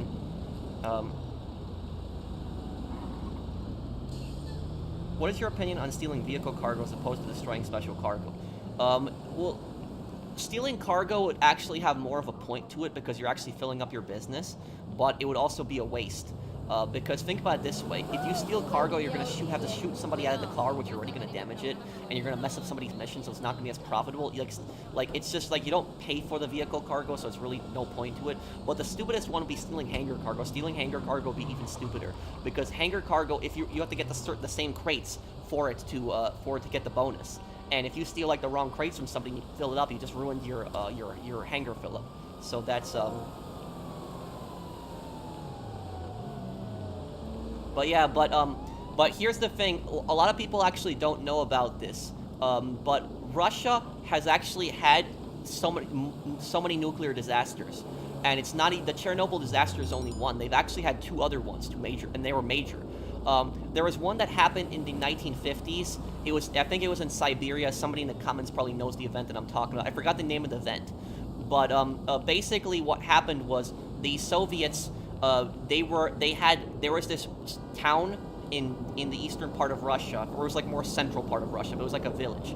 And the town had like a big river that was on the town, and the people made their livelihood on the river. They would fish, they'd wash their clothes in the river, they'd give tours on the boats in the river, and so the river was like, basically, the bread and butter of the town. And what happened was, like, one day, people started getting sick in the town. Like, everybody started getting sick, like, their faces started turning red, and the Soviets had quarantined the town. They quarantined the town. They came into the town and they told them, oh, it's okay. It's a disease that's being spread around right now. You'll be fine. But what they weren't telling them is they were suffering from radiation sickness. And the reason for that was because up the river there was actually a nuclear power plant. And what happened was that nuclear power plant, when they had nuclear waste, do you know what they were doing with the nuclear waste? Instead of disposing of it properly, the Soviets' cheap solution to that was, oh, let's just dump it all in the river. That was their solution. So they dumped all that nuclear waste in the river. It went downstream. It killed all the fish and everything in the river. People swam in the river. They bathed in the river, and then they got sick from that. I don't know how many people died from that, but you weren't, when they were telling you you're going to be okay from that. No, not really. And what ended up happening was that the story gets even crazier because the U.S. knew about this. So even though the Soviets tried their best to cover it up, the U.S. was very well aware of what had happened. And what happened was, the really scary thing about this is the US actually helped the Soviets cover this whole thing up. But the story actually gets worse, because what ended up happening is the river dried up. And the whole river dried up because of all the nuclear waste that they had put in it. So all the water just basically disappeared. It dried up. And what happened was, when the water had dried up, the Soviet government then basically thought, oh, the problem is gone. The water's gone. But what they didn't realize is that the radiation, the radioactive stuff, was still in the sand. It was in the sand. And then what happened is you had strong winds. And the strong winds came in, and they blew the radioactive sand all over the place, basically spreading it even more. And what the Soviets then had to do is, they had to take, like, you know, dozens and dozens and dozens of construction vehicles, and they had to pour concrete in that, and basically fill the whole river with just nothing but concrete. And this event, a lot of people haven't heard about this one because people know Chernobyl, people don't hear about this one as much. But basically how the story ended is that the US government actually helped the Soviet government cover this disaster up. And you're probably wondering, why would the US help the Soviet Union cover something like that up? The Soviet Union is like one of their enemies. This was like in the 50s. The reason the US helped the Soviet Union cover it up was because of the fact that at that time nuclear energy was something new. So a lot of people weren't using nuclear energy. And the US government was basically scared that if people saw the disaster in the Soviet Union, that they would not want nuclear power plants built in the U.S. So that's, even though they hated the Soviet Union, that's actually why the U.S. government helped them cover that whole thing up. But there was that, and then you had in the 1990s, or it was the 90s, early 2000s, I think it was, when you had the Kursk submarine disaster. It was like a nuclear submarine, and it was they were doing like some kind of exercise with the submarine, and like one of the torpedoes was rusty or something like that, and the torpedo just blew up. And there was like a nuclear submarine that went underwater, and like half of the submarine was gone, but like the other half the crew was still alive in, and they were running out of air. Like, it was filling up with water, they were running out of air, they were dying. And what ended up happening was the Swedish offered help, the British offered help, the US offered help, and the Russians refused. Like, they refused. They didn't want any help whatsoever. They said, we'll take care of it, we'll get them out. But the US, I don't know if the US would have been able to get them out, but the U.S. had actually said, we have a plan to get them out alive.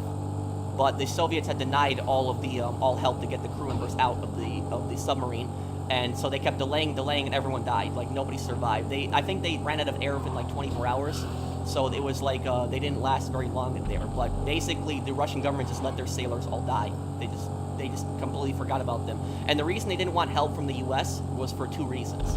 The first reason was pride, because they don't want, like, America, like, historically, one of their greatest enemies, to be the ones to actually save their sailors, not them. So it was about pride for them. It was stupid. They were embarrassed. And the second reason is because they were scared that if the U.S. had actually gone down there, that they would have known the plans to the submarine, and that they didn't want their submarine plans to be leaked. So the Russian government had let all of their sailors die. It's one of the most messed up things they did, is the curse. So this is like 3 disasters. You had the first one I told you guys about, I forget the name of it, the one in the 50s, and then the Chernobyl disaster, and then the Kursk nuclear submarine disaster. So there's like a lot of nuclear disasters that have come out of Russia. Okay, let's get over this boat here.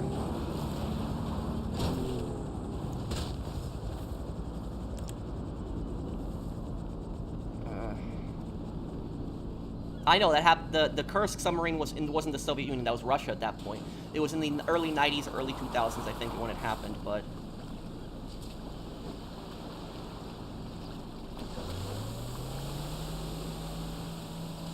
oh no, I'm reading super chats. I'm sorry. I'm just when I tell stories, sometimes I really get into it, and so I just I miss a little bit of the chat. I apologize for that. Let me read some of the chat here.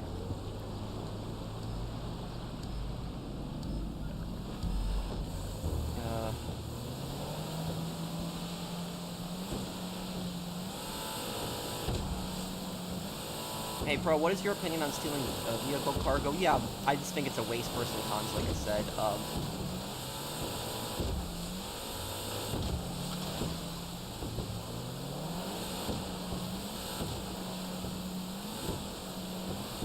Thank you, Oku, for the super chat.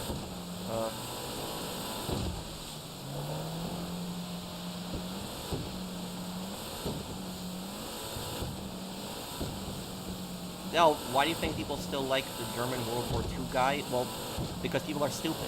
That's just, there's really, yeah, that's just pretty much it. You know, there's just there is like a lot of really stupid people out there that like they think that the Holocaust had never happened. They think that like they think that Poland was like aggressive with Germany, which is just a bunch of nonsense. It's just not true. Like basically what happened was the the Nazis had used like a lot of ridiculous propaganda. Like they were claiming that like Polish people were like mass murdering Germans. That wasn't true. None of that was true. And there was the city of Danzig, which it was kind of like a neutral state. It was more kind of aligned with the Polish government. But basically, what had happened was right before the invasion, the Germans were actually sending like big trucks into the city.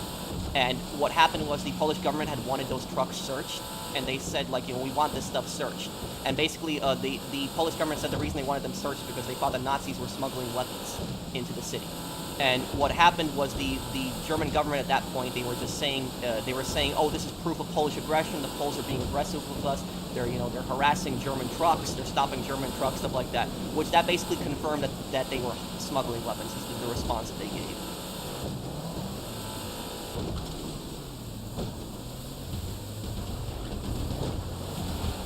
Oh, sorry about this boat stuck on.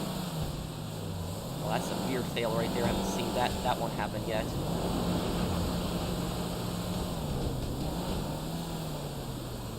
Okay, push it forward. That weird one. Cursed submarine disaster. It happened in August of 2000. Yeah, so that's so I was right. You know, early 2000s, late 90s.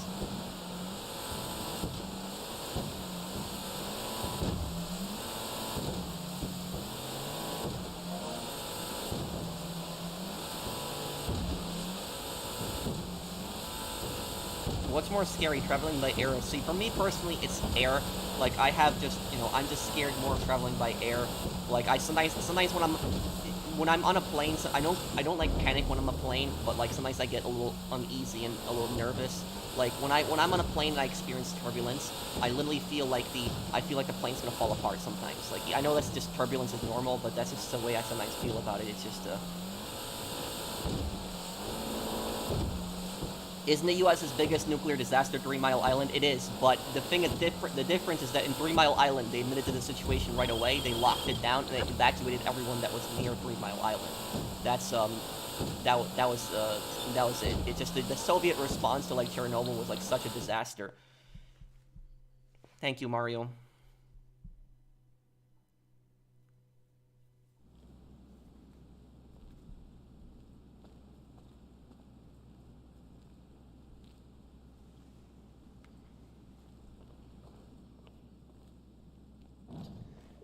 Okay. I hate after that mission you get that mask stuck to your face. Do you think employees who are rude to customers is justified? Honestly, the way that I see it, the way that I personally see it, in my opinion, is that if somebody is rude to you and you're rude back to them, I don't really see that as being rude. Because they're the ones who instigated it. They're the ones who are, you know, saying nasty things to you. If you talk back to them, I don't know if that would really be considered rude technically, because they're the ones who are being the aggressor in the first place. So it's like if somebody who's being rude is gonna accuse you of being rude to them. So like that's what I've personally, that's my opinion, is that if somebody's being rude to you and then you're rude back to them, I don't think that that's really necessarily being rude, because they're the ones who started it. Because, you know, somebody who says you're being rude to them after they're rude to you, that they can't really claim that you're being rude because they were being rude in the first place.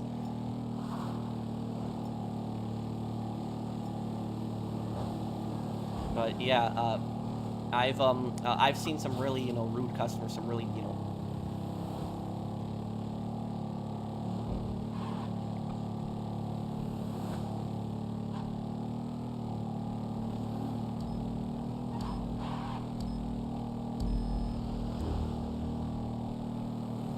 Oh, and speaking of which, I'll tell you guys something historical that like a lot of people actually don't know about. Basically what happened is there's like about World War II, which I was talking about earlier. There's like a false theory that like a lot of people believe and they think that like that Polish soldiers had charged German tanks with lances. Like a lot of people seem to think that. I've seen comments of people saying like there was like offensive comments of people saying that Polish people are stupid, that they charged German tanks with horses. That actually never happened. There's no proof of that actually happening. But where does this actually come from? Why do people believe that? Basically, what had happened was during World War II, Poland actually had like one of the largest cavalry forces in the world. And the reason that Poland had such a large cavalry is because Poland did not have the industry as like other countries. Like it didn't have the industry of like Germany or the Soviet Union to build so many tanks. And so that's why they relied on cavalry. They relied on cavalry and anti-tank weapons mostly. They didn't really have that many tanks of their own. And what had happened was during, sometimes cavalry was very effective. Even though you had automatic weapons during World War II, sometimes cavalry could be effective. If you could flank the enemy, if you could, cut through an area where they don't see you and then you could jump them, cavalry could be very effective in certain situations. And that's what happened was sometimes the Polish cavalry would like flank German soldiers as they were invading Poland and would attack them. And what actually happened was the Germans had actually sent half-tracks in, and the half-tracks had MGs on them, and they killed a lot of the cavalry. And then what had happened was, after the cavalry was actually killed, German tanks had gone through the area after the cavalry was dead. And what had happened was there was an Italian reporter, because Italy was an ally of Germany at this time, an Italian reporter reporting on the invasion and had taken pictures of German tanks as they were driving past dead bodies of Polish cavalrymen. And then the Italian newspapers had actually wrote that the Poles had charged German tanks of lances. And then what actually happened was then the Nazi propaganda picked up on this and was then saying that they were claiming Polish people were inferior, and they were claiming that Polish people were stupid, and that Polish people were charging tanks of lances. That didn't happen. It was just a way for Nazi propaganda to make Polish people look bad. That's what it was. So whenever you see those dumb people that say that Polish people had charged German tanks of lances, they're actually the real idiots, because they're the ones who have fallen for Nazi propaganda. That never happened. It was Nazi propaganda that circulated that. So they're the ones who are actually the idiots because they've fallen for that. But it's like I just see that comment so many times. People say that like Polish people charge like German tanks of lances. That never happened, and it was just so many dumb people that actually believe that was the case.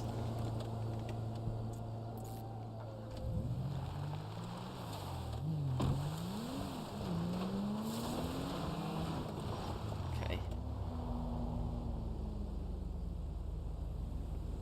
I had a weird dream where I was a KGB soldier with someone bringing a prisoner directly to. Sometimes yeah, well, it is a creepy dream, but I wouldn't worry about that too much, because people have ridiculous dreams, and it's like you can't really control what's in your dream. So it's just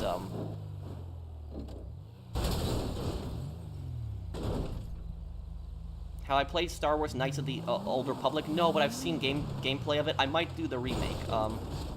Can someone cover me? I have the Titan. If you're in my session, Eric, okay. But I don't want to fly it personally. I'm just not a, yeah, I'm just nervous to fly the Titan with all the crates.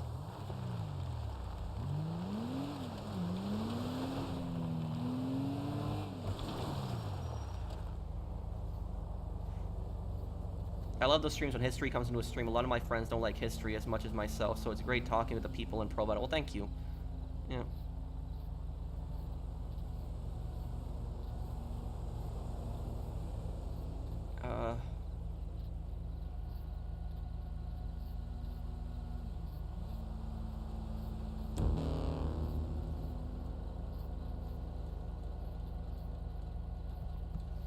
Most people don't know that the Soviet Union and Germany agreed to divide up Poland. Yeah, that's Molotov-Ribbentrop Pact. That's what you're talking about. Yeah, a lot of people don't know about that. That is true.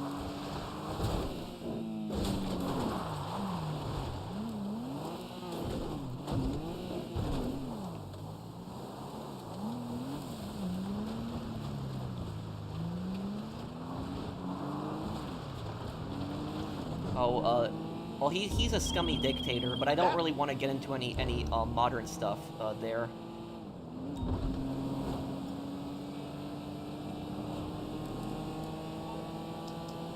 Okay, anyone else need help selling? Thank you,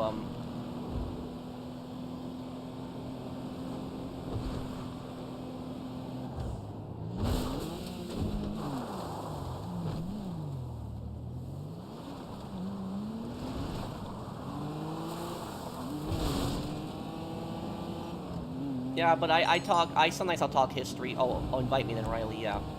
But I personally get, like, really, upset when, like, when people distort history and then they try to claim that something happened or didn't happen, and it's just, you know, that, like I was telling you guys the story of, like, the Polish, like, cavalry people, like, you know, they claim that they had charged German tanks with lancers and that didn't happen. You know, there's a lot of stupid people out there that think that, like, the Holocaust didn't happen. So there's, you know, there's, like, you know, there's some really, like, you know, uneducated people and some people that just, you know, spread nonsense around.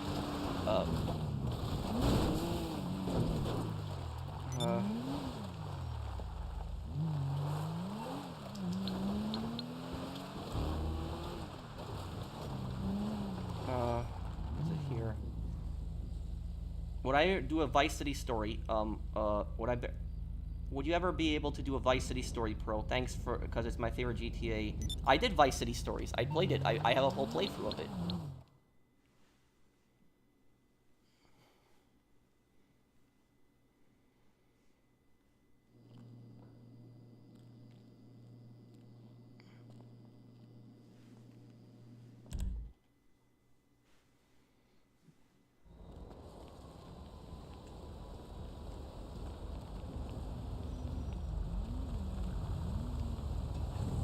I'm off to sleep. Take it easy, chat and Pro. Thank you, Victor. Thanks, man.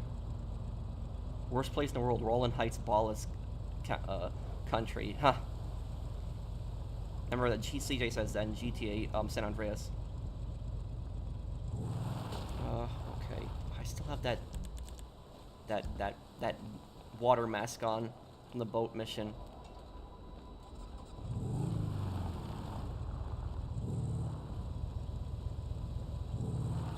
Wait, is my audio... Wait, what's wrong with my audio, Lucas?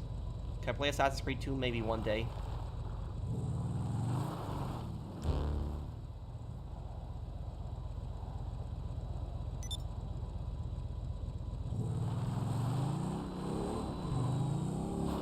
Oh, right, I'm not in Riley's MC? Okay, wait. I love GTA Plus MC. That was...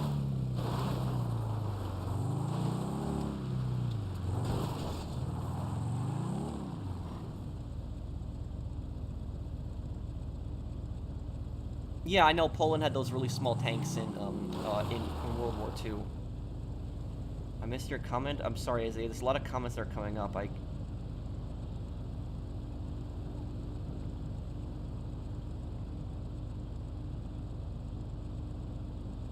Have you watched Donnie Brasco? Really good movie. No, I haven't. I don't know what that is. Wall Street. You're bikers, right? Because the buyer wants the product biked into the... Let's see here.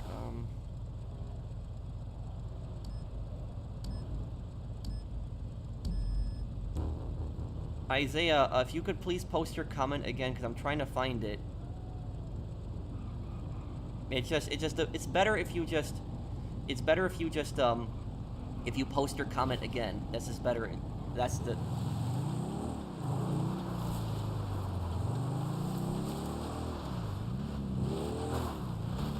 Take this one here.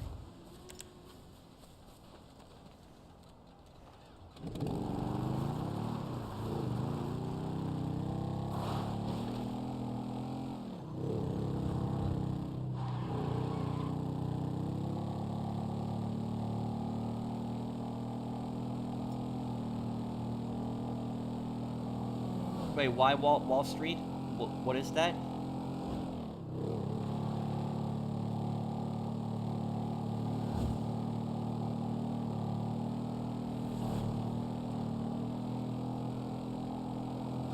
There is a YouTube poll in which 76% voted that Earth was the closest to the what? To the sun? What? Who's... Okay.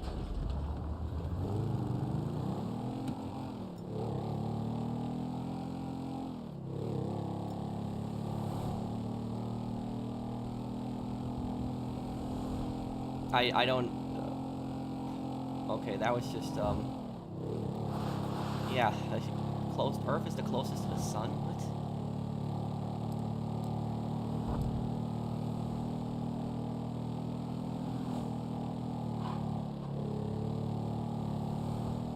Hey Pro, I already played Sopranos or All Due Respect. Yeah, I will play it. I do have that playthrough planned. The Saboteur livestream will be this week.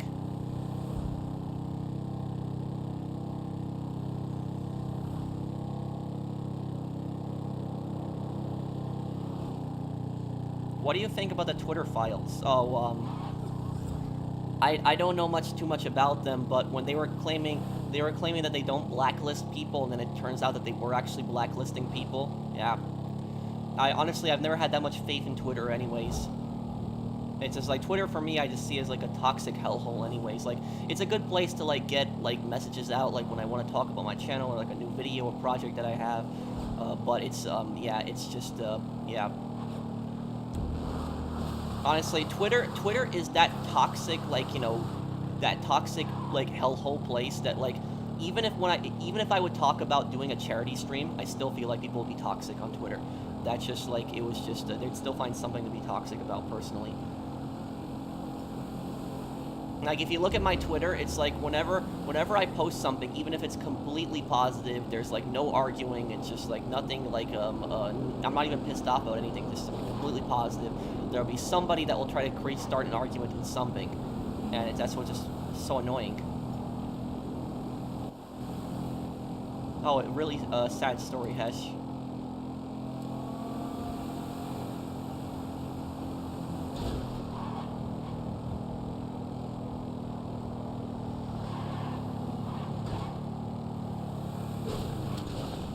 Oh, Isaiah, if you could just post your comment again, I'll look for it.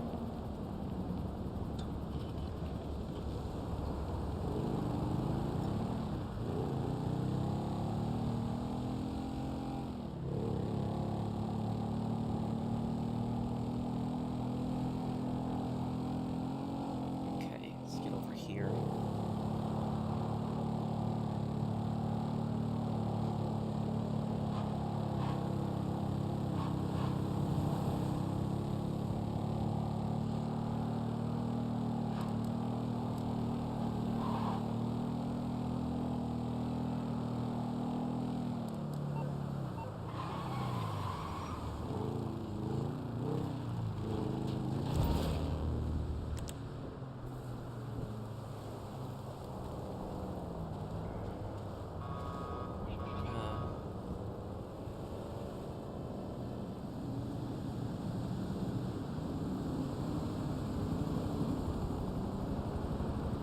Did I ever choose a side for the GTA Alien War? Not really, Jen. I never got into that much. Thank you for the super chat. Why do you think the Korean War is overshadowed? Thank you, Justin. That's a great question. And I know about that, Edgy.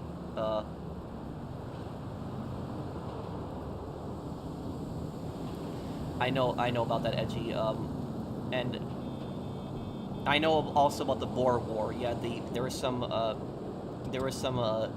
really bad things that happened in the Boer War.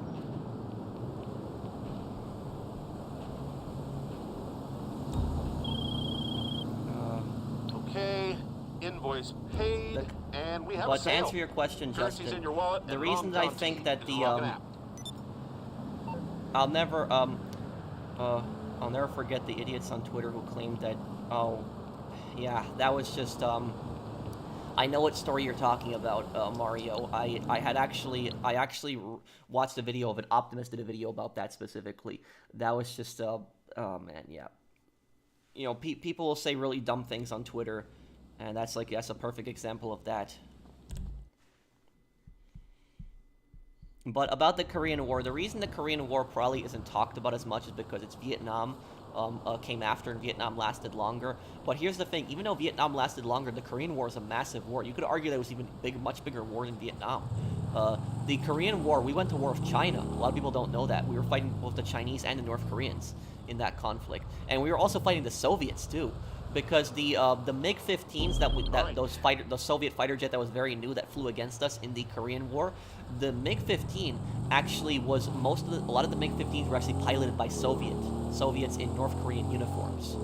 And the reason that the Soviets flew that is technically we fought Soviet pilots, you know, without them declaring war on us. But the reason the Soviets flew that is because they didn't trust the North Koreans with it. So that was So that was just a very, very crazy war. And the Korean War almost broke out into World War III. A lot of people don't know that.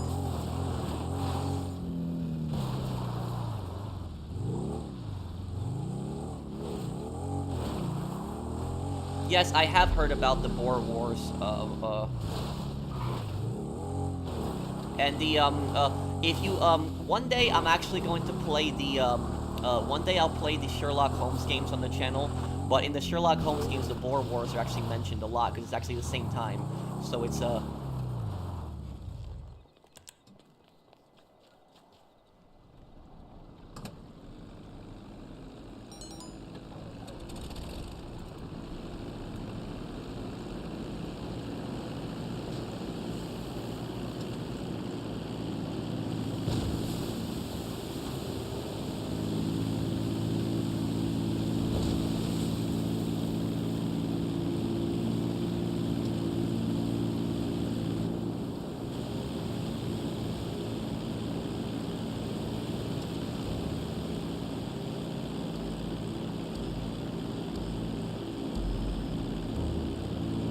Soviet pilots were told to wear a balaclava at all time, never to have pictures taken, and never speak.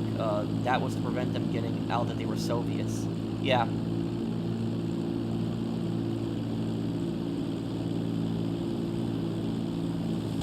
Oh, whoa. Let's dive down a little bit there. What are your thoughts on the Burmese military junta?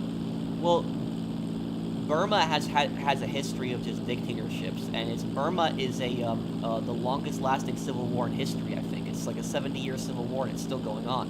So it is like the longest-lasting civil war in history. But yeah, Burma is Burma is not a good country to visit. It's very dangerous. It's very, very unfree. And for people that don't know what a military junta is. A military junta is basically like a dictatorship, but instead of having just a single guy that controls it, it's basically controlled by a bunch of generals. So it's a bunch of generals that are ruling the country.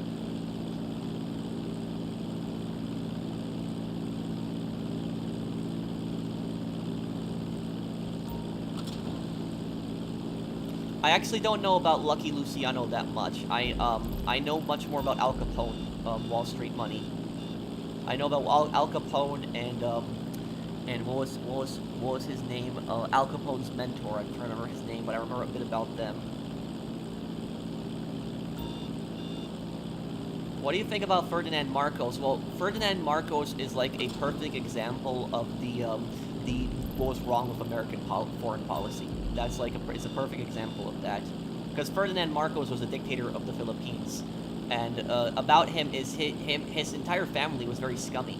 His wife, she had like hundreds of pairs of like the most expensive like shoes when their people were just starving, and it was just Ferdinand Marcos was like an anti-communist, and that's primarily why the U.S. had supported him. But he was a really ruthless guy, really bad guy. So it was like a perfect example of what was wrong with American foreign policy when you think about that guy.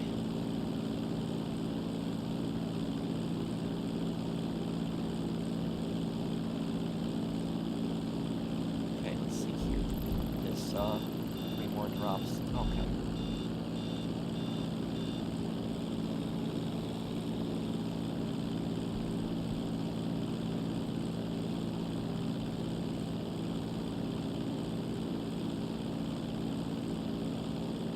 How do you deal with a narcissist?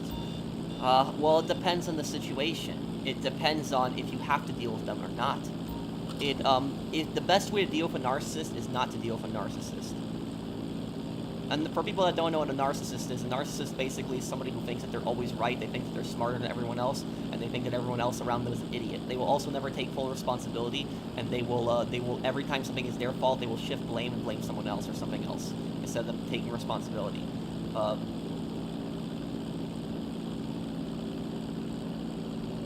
Let me see, did Isaiah post this comment? Let's see. Do I still have your moderators enabled so they can automatically delete any bots comments? Yeah, my moderators are here. About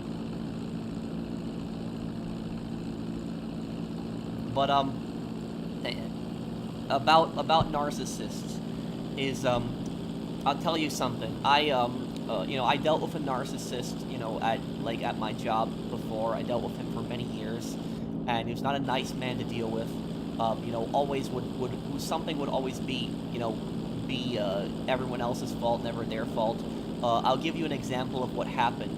It was that there was a supervisor that I had, and what happened with the supervisor that I had. So this supervisor was extremely lazy. He was friendly, but he was very lazy, and that's the problem. It's just because somebody's friendly doesn't mean that they're a good worker. But basically, what he would do is, and I guess you could probably make the argument he's not friendly by what he's doing, but what he basically did is I would work every Saturday night with him. And I would work with him and the narcissist. The narcissist was the same position as me. He was a store associate, basically. And what happened was the supervisor I was in charge of sales signs, so I had to put up sales signs because the new sale would start, Sunday morning. And what happened was the supervisor would do everything in his power, like everything, to mess up my work. Like he didn't want me to finish, so he'd give me other tasks to do, like his tasks, and he wouldn't let me finish my tasks. And you're probably wondering, why is he trying to sabotage your work? The reason he didn't want me to do my work is because he would then use that as an excuse, and he would say, "Oh, Patrick, you didn't finish your work. Now you can't leave until you stay." And he'd do that just so that he could milk overtime, because then he'd go back to the office and he'd sit up in the office and he wouldn't help, and then I'd be doing sales signs for another 2 or 3 hours. And then sometimes I'd leave at 1 a.m. instead of leaving at 10 p.m. is when I was supposed to leave, but I'd get stuck at the store with this guy for hours, because it would always happen. He'd try to sabotage me, wouldn't let me finish my work, and just so he could milk overtime. And what ended up happening was the narcissist that I worked with, he would blame me, I didn't finish the job, instead of blaming the supervisor, which was clearly the supervisor's fault. And then he would say, "Oh, it's Saturday night, I got places to be, I don't want to be here all night," and he would just start complaining, and the supervisor would just let him go. But I was forced to stay. And so the supervisor would let him go every time he would complain, and I would stay there for like another 3 hours, which if he helped me, I could have left in like an hour. And again, this was not my fault. It was just the supervisor was just preventing me from doing my work a lot of times, and he eventually got fired later on. But the manager knew what was going on. The manager took my side in the situation. I didn't even rat out the supervisor. I didn't even tell the manager what was going on, but the manager was able to figure it out what was going on. But basically, what ended up happening is this same situation happened like probably 30 times. I'm not even exaggerating, like 30 plus times, where he would prevent me from doing my work, wouldn't let me finish the sales signs, and then the narcissist would complain that he doesn't want to stay, and the supervisor would let him go home. I would be forced to stay. Now, how do I know this guy was a narcissist? It's not the fact that he was complaining that he had to stay. It wasn't even about that. It was about what he actually did later on. What happened was I was working a truck night one day, and I was working an overnight shift. And what happened was I was there from like 8 or 9 p.m. and I was going to finish at 7 a.m. So it was like all night long. It was a very, very long shift. It was very brutal, just unloading this huge, heavy truck all night long. It sucked. And what happened was I wasn't feeling good one day. Like, I wasn't feeling good. My stomach was hurting me. And I actually, what happened was I actually went to the bathroom and I actually vomited. I don't know exactly what was wrong with me, but I was just not feeling good. And what happened was the supervisor knew that I was feeling bad. He knew that I went to the bathroom. And what ended up happening was the supervisor just said to me, "Do you want to go home, Pat? Like, you're not feeling good." And I said, I guess I could go home probably. And it was like 5 a.m. I'd been there since like 8 p.m. And what happened was the narcissist comes into the aisle where I was talking to the supervisor. And he just basically says to the supervisor and to me, and he says, "Why does Patrick get to go home early? I want to go home early. Why is he special? Why does he get to go home early?" That. So it was, again, this is the same guy that would not help me and left me with that lazy supervisor 30 times. He would just complain constantly, and he would be let home. He would go home. The supervisor would just let him go every time he complained. And the one time I actually have a legitimate reason to leave, like I'm sick, I'm not feeling good, and he starts creating like a whole scene about that. And basically, like, I didn't say anything to him, but like a few days later, I brought that up to him. I said to him that, like, literally that supervisor had held me in the past, and that you got to go home on time, and I had to stay like 30 plus times. I didn't complain. I didn't say anything to you about that, and you blamed me so many times for it. And then, do you know what he said to me? He said to me, "I don't see how that's relevant." That's what he said to me. And then he said to me, "It doesn't matter because that supervisor was fired." And I said, "I don't care if the supervisor was fired. This is what happened in the past. It's like you never had my back. You would always leave me there with that lazy supervisor. And the one time I'm actually feeling sick and I want to go home, you just start creating a scene and just are complaining that I get to leave early when you don't even know why I'm leaving early. It's because I was sick." So that's like a perfect example of a narcissist, is somebody that like thinks like about themselves primarily, doesn't think about other people, and it's always they're the smartest person, it's everyone else's fault, everyone else is an idiot, I'm smarter, I'm better than you. That's basically how a narcissist operates. It's like the whole mindset of a narcissist. And it's just, yeah, that was it. No, it doesn't mean that he's a narcissist. No, when he's complaining that he has to go home, that's not what I'm saying he's a narcissist with. I'm saying he's a narcissist because of the fact that the one time I wanted to go home and the one time I was like sick, he complained that I was getting to leave like early. But there was other things that he would do that was extremely narcissistic. Like that's only like a few of the things that I talked about. Like there was way more problems with this guy. Like I'll give you a perfect example. Like I worked with the guy for 6 years, right? 6 years. And whenever I would work on truck nights with this same guy, now like if you didn't think he was a narcissist before, you'll definitely think he's a narcissist now. When I worked with this guy for 6 years, typically I would work truck nights every week or every other week. And what happened was, whenever there was a truck night, somebody from the group, we had like, 3 or 4 people, sometimes 5 people working. Somebody from the group would always bring in food. That was what we typically did on truck night. So like one week I would bring in food. You would either cook for everyone else, and if you couldn't cook for everyone else, then you would buy food for everyone else. That's just the motto that we did. One person would buy food for everyone every week, and so I bought food for people many times. I sucked at cooking, so I would always just buy food for people. And there was other people that would buy food, but then there was other people that cooked, and they were actually pretty good cooks at my job. But there was this one guy who worked part-time there. He was a friend of mine. He worked part-time with me at this place. We did the truck nights. And the guy that's a narcissist, he would just complain to us all night long. He would refuse to help us. When we asked him for help, he would refuse to help us, but then he would demand that we help him. And he was a store associate. This guy was not a supervisor. So he would just create a scene about that every time. And one time, in regards to the food, what happened is the guy who worked part-time there was my friend. His wife ran what's the thing called, a food truck. So his wife owned a food truck where they would drive in the city and they would sell food. And he helped his wife out with that, but he would also work part-time at the store. And so he would bring in food that his wife cooked. His wife was a pretty good cook, hot dogs, steak. Like he had some really good stuff that he brought in. And what happened was the narcissist that I'm telling you guys about, in the 6 years that I worked with him, not one time did he ever bring in food. Not one time, I'm telling you. Not one time did he bring in food or ever buy food. But guess what? He would always take the food. So he wouldn't even ask. He would just go up to the counter where the food was and he'd just take it. He would take like a sandwich that somebody brought in. He would take he would take a hot dog. He would take food all the time. And then he would ask where's more food sometimes. So like there was one time when I was working in the summertime. And when I was working in the summertime, the supervisor actually had the supervisor came up to me and my friend, the guy who, his wife works at the food truck. And the supervisor said, like, oh, it's really hot. Do you guys want me to buy you a drink? And I said, oh, yeah, that'd be great. And it's like, what do you guys want? And I said to her that I want, like, Nesquik strawberry shake. And, like, my friend, I think he got in Arizona. And what happened was the narcissist immediately came over into the aisle and said to them, like, why are they, like, why did they get, like, a free drink? Where's my free drink? I want a Coke. And the reason that the supervisor was buying us drinks is because we were actually outside most of the time. Even though this was late at night, it was like 90-something degrees. He was inside most of the time where it was air conditioned. We were outside, we're unloading the huge heavy truck where he was opening the boxes inside. And so then he was like making like a big deal out of it. He's like, I want a drink. Get me a Coke. Where's my Coke? That was like, that right there. You guys didn't think this guy was a narcissist. You guys probably think he's a narcissist now. So it's not just one story. I have multiple stories with this guy. There was a story where we were unloading the conveyor belt. Unloading stuff off the conveyor belt, and we had to send those big U-boat things down. Like the U-boats were like these big things you push, and we would have to take the handles out of the U-boats. It's like a 50-pound like steel beam that you had to take out of it. And what happened was he was rushing on the conveyor belt. I told him not to rush on the conveyor belt, but he was still rushing on the conveyor belt. And what happened was he dropped that 50-pound steel beam on my foot. That's what it was. Very bad experience. It was one of the. I got hurt. It hurt like hell. I yelled at him, and literally after he dropped that, he just looked at me and just said, "Patrick, I don't understand why you're yelling at me." That was it. Like, you just literally dropped something heavy on my foot. You don't think I'm gonna yell at you? It takes a lot for me to yell at somebody, but if you hurt me, I'm gonna yell at you.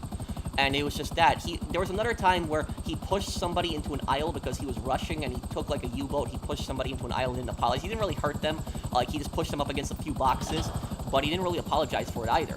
And so with this, like, I got hurt, and like the other people saw what happened, and I had gone home early. And then the manager actually came in. Manager actually came in later on, like when he was opening, and he said, "Did everything go good with the truck night?" The narcissist actually told him, "Yeah, everything went fine." Didn't even tell him that I got hurt on the truck. And what happened was, when I got home, I took off my shoe. I looked at my sock. My sock was all red. My foot was bloody. So my foot was bleeding. And what ended up happening was, a day after that whole thing happened, like I took a shower. I wasn't able to find like any cuts or anything like that. So my foot was just bleeding, but I wasn't able to find exactly where the bleeding came from. But I took a shower, you know, you put on a fresh pair of socks. I went to sleep. The next day when I actually woke up, it was actually getting kind of scary. Like, I was still feeling a little bit in my leg, but I was feeling barely anything. So even though it landed on my foot, like, I wasn't feeling my leg. And then the day after that, I didn't feel my leg at all, like nothing. And so the whole leg, like, when I was walking, it's like nothing was there. Like, I would hit myself in the leg, and it's like I didn't feel any pain, I didn't feel anything. So I was walking around, and it's like I didn't feel my leg at all. And it scared me. It was like a weird feeling, like not being able to feel your leg. And so I was still able to move it, no problem, but I just wasn't able to feel anything from it. And what happened was, a pharmacist told me that it was probably at my job. He told me that it was probably my nerves acting up. And I went to a doctor. I went to get an x-ray. And when I went to the doctor, I went to the x-ray department. They told me the x-ray department was closed. I had an appointment for 5:30, and they told me that the x-ray department was closed. And I was like, why would you schedule me at 5:30 if the x-ray department is closed? But then I had to go across town. I went to another doctor. I had an x-ray. He gave me like a little cast in the leg. And then he called me back a few days later, and he told me that I'm very lucky. No bones were broken. And it was just the foot was just badly bruised. That's all it was. And he just said the same thing. He just said it was probably my nerves. But eventually, after a few days, I was able to feel my whole leg again. So everything, you know, I was able to feel it again. Everything, you know, went back to normal. But what pissed me off about the whole situation was that when I talked to my manager, like when I came into work, like, my manager saw me, he didn't even ask me about the leg or anything like that. And I had I talked to my manager and I said, "You do realize that guy hurt me at work, right?" And my manager's like, "He did what?" I'm like, "Yeah, he dropped that steel bar on my foot." And basically what happened was the manager wasn't told. Manager wrote him up, so the manager gave him a write-up for that. So he got written up for hurting me. I didn't even want the guy to get fired, honestly. I didn't want that. I don't want anybody to get fired. The only thing that I wanted was just an apology. That was it. That was the only thing that I wanted, was just an apology. But he gave me an apology eventually later, but it was like a more of a forced apology. It wasn't sincere, I could tell. So that was like the experiences that I had with this guy. You could have sued him. No, I'm not that type of person. I'm not that type of person. It was nothing was broken. If something was broken, then maybe I would have at that point. But it was just badly bruised, and I made a full recovery, and it was fine. So I'm not that type of person to sue.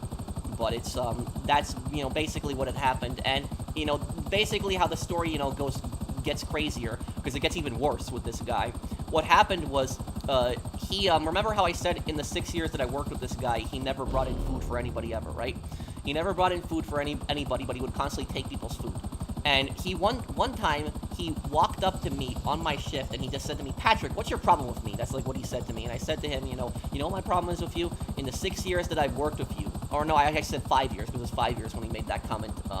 But basically I said, in the 5 years that I've worked with you, you have never brought in food for anybody else, but you constantly eat other people's food. And do you know what he actually said to me when I said that to him? He had no shame, and he admitted to it. And he said, "So, I don't see what the problem is." That's literally what his response was. So? And literally, whenever the guy would have his wallet out, so whenever he would buy anything, he had, like, so much cash in that wallet. Like, he would, like, save money like crazy. He had so much cash in the wallet. And, like, I'm, like, thinking, like, you're constantly, like, eating people's food. Can't you buy food for people, like, at least one time? Like, you know, just constantly, like, and if you're not going to buy food for people, okay, if you're not going to buy food, but don't eat other food. Food that people brought in, don't eat it. If you're not going to buy food for people, then don't buy food, then don't eat food that people brought in. It's as simple as that. But that was just, that's the guy that, like, I dealt with at that job. And it was just it was just, I was getting annoyed. I was getting pissed off at these situations. And what ended up happening is I told my manager about what was going on because I was having it. I couldn't stand it anymore because if anything, it's just the narcissistic behavior, the rude behavior on top of that. Like he would be rude, he would give you an attitude all night long. He's not a friendly guy to hang out with, not a friendly guy to talk with. And I told my manager eventually because I got sick of it, and I wasn't and when I told my manager's like, you're not the first person to tell me this. I was actually surprised. There's a lot more people that talked to him about it beforehand. But the reason the manager never got rid of him is because when the manager needed him to do tasks, he would do the tasks. So the manager would just, the manager wanted to keep him on because nobody else wanted to work truck nights. Only he wanted to work truck nights. And so that's one of the reasons the manager wanted to keep him on. But I told my manager, like, I have to be here all night long, unloading this huge heavy truck. I'm breaking my back. I'm doing a lot of physical labor. I don't want to deal with this emotional, this emotional abuse from this guy all night long. And my manager's like, I'll talk to him. And what happened was he literally he would apologize to me like a week later. I'm sorry how I acted, Patrick, but it was not a real apology. I could tell it was more of a forced apology. Manager telling him, you better apologize. And then literally a few weeks later, he would go back to doing the exact same attitude he had, the exact same thing. He would take food.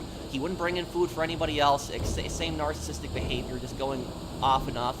And then I talked to the manager a second time about it. I said, he's still doing it. And then he would apologize to me a week later, and then he did it again.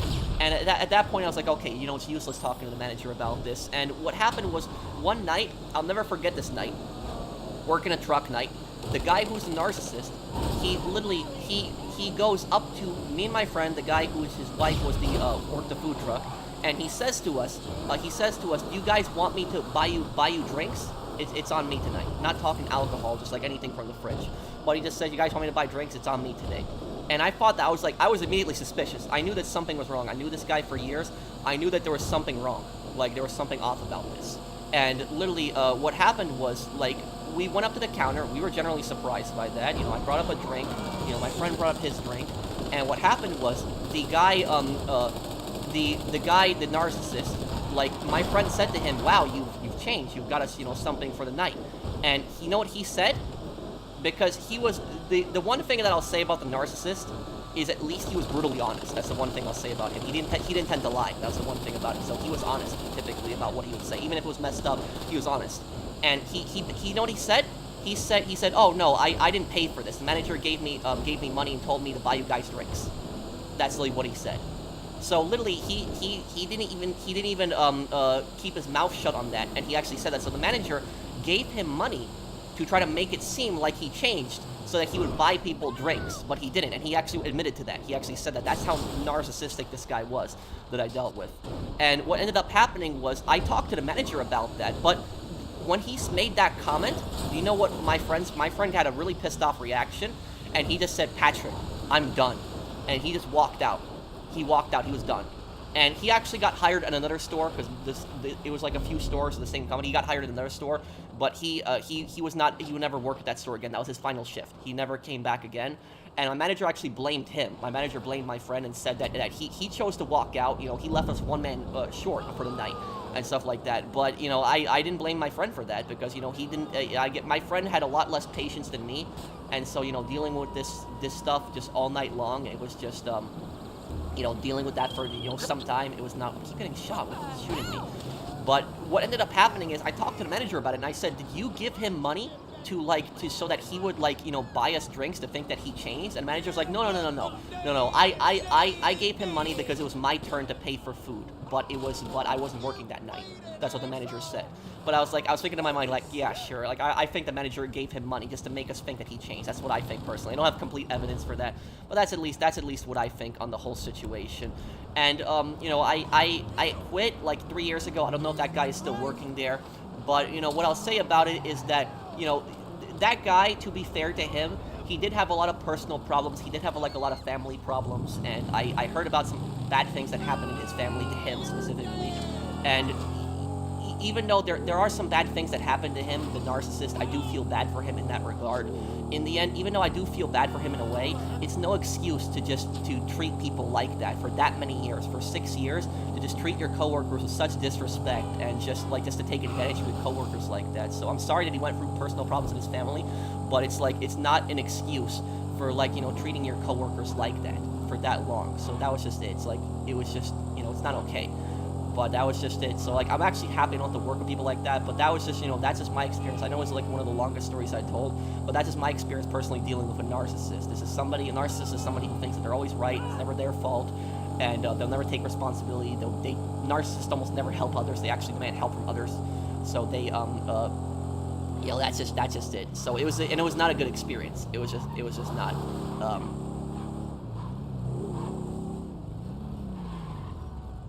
I didn't even read comments. Do you hate bikers like Johnny? Of course not. Why do you think I hate Johnny? Johnny's one of the best characters. I'm gonna have a lore video coming out on him. I think they ruined Johnny. If there was any super chats, I do apologize. I'm sorry. Can you do a walkthrough of Just Cause 2? One day I will. Yeah. Well, that was just it. I'm sorry if I'm sorry. I don't want to bore anybody with my stories. I hope you guys didn't get bored of that. But that was just, that was just a story from work that I just told about, like, some of the stuff that, like, I dealt with, and stuff. And so yeah, just yeah.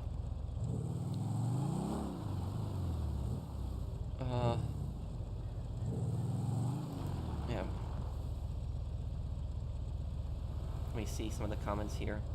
No, good story. Love your stories. Thank you.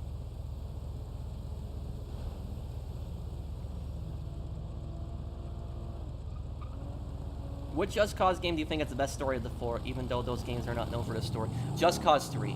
Yeah, Just Cause 3 had the best story.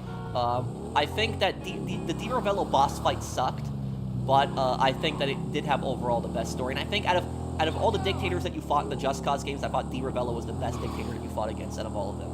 So it was just, that's what I'll say. He was the best villain out of all the Just Cause games.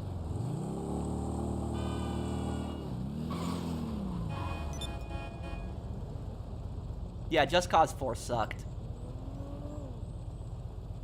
I think the biggest problem with Just Cause 4 was that they tried to do those stupid like objective, like the objective like bases, like you had to go in the base and complete an objective. That was stupid.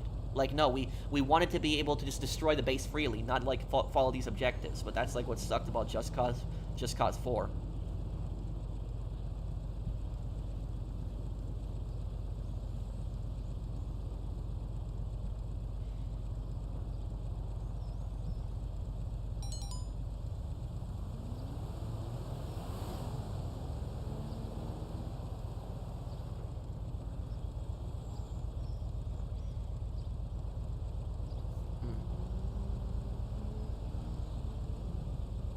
Love your streams. Normally don't chat, but your story is reminding me of someone similar that I worked with, and those people are so unpleasant to work with. Yeah, it's not fun working with a narcissist.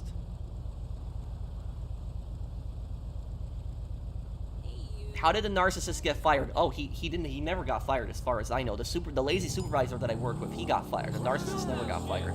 So that was just.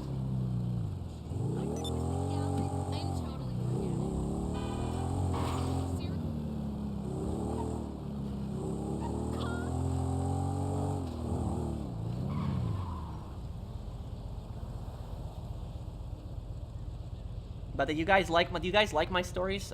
Sorry if I'm boring anyone with them.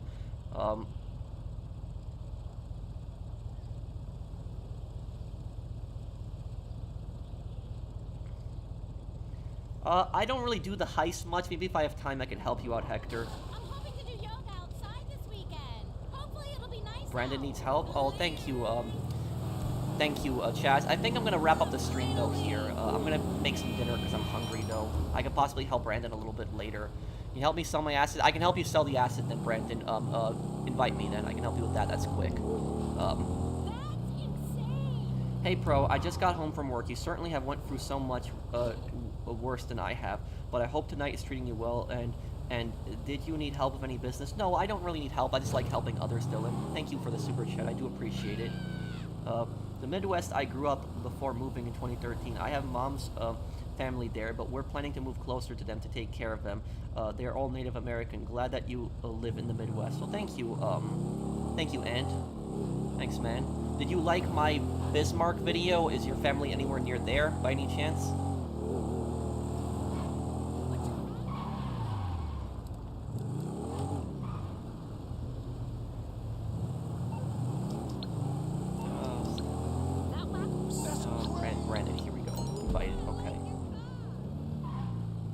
What's the difference between Aldo and Dominic in the Godfather games? Well, Aldo has a lot more character build-up over the years, because Godfather's story takes place years, where Godfather 2 is like, it takes place in less than a year, and it's just, there's a lot of, like, you know, Dominic, I guess, just rushes into things way faster than,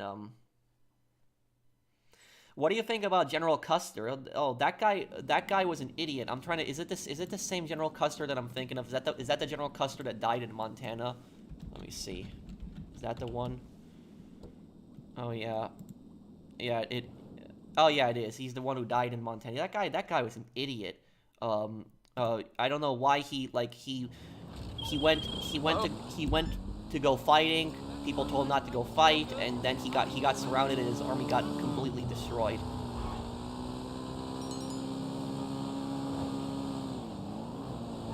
Do you watch Doctor Who? No, I haven't. Thank you for the super chat, Revan. What do you think about Stalin? One of the most ruthless evil men in history.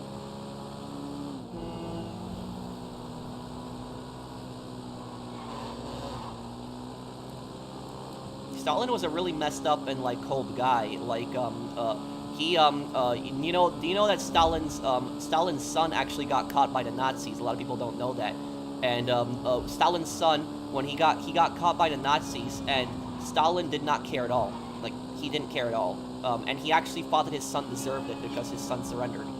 So that was it. And his son ended up dying in a concentration camp. So that was, so Stalin didn't even care at all about, you know, he doesn't even care at all about his kids. You know, that just shows you what he thinks about his people, too. So it's... Okay.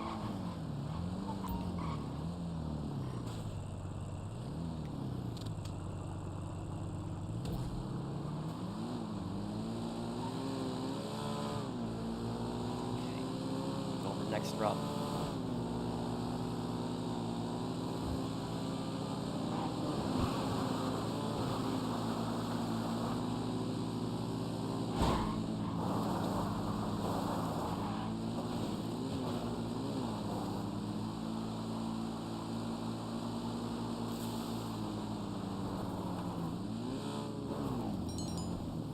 When I saw your thumbnail, I thought your character looked like John Marston for a minute. Oh, well, thank you. Thank you,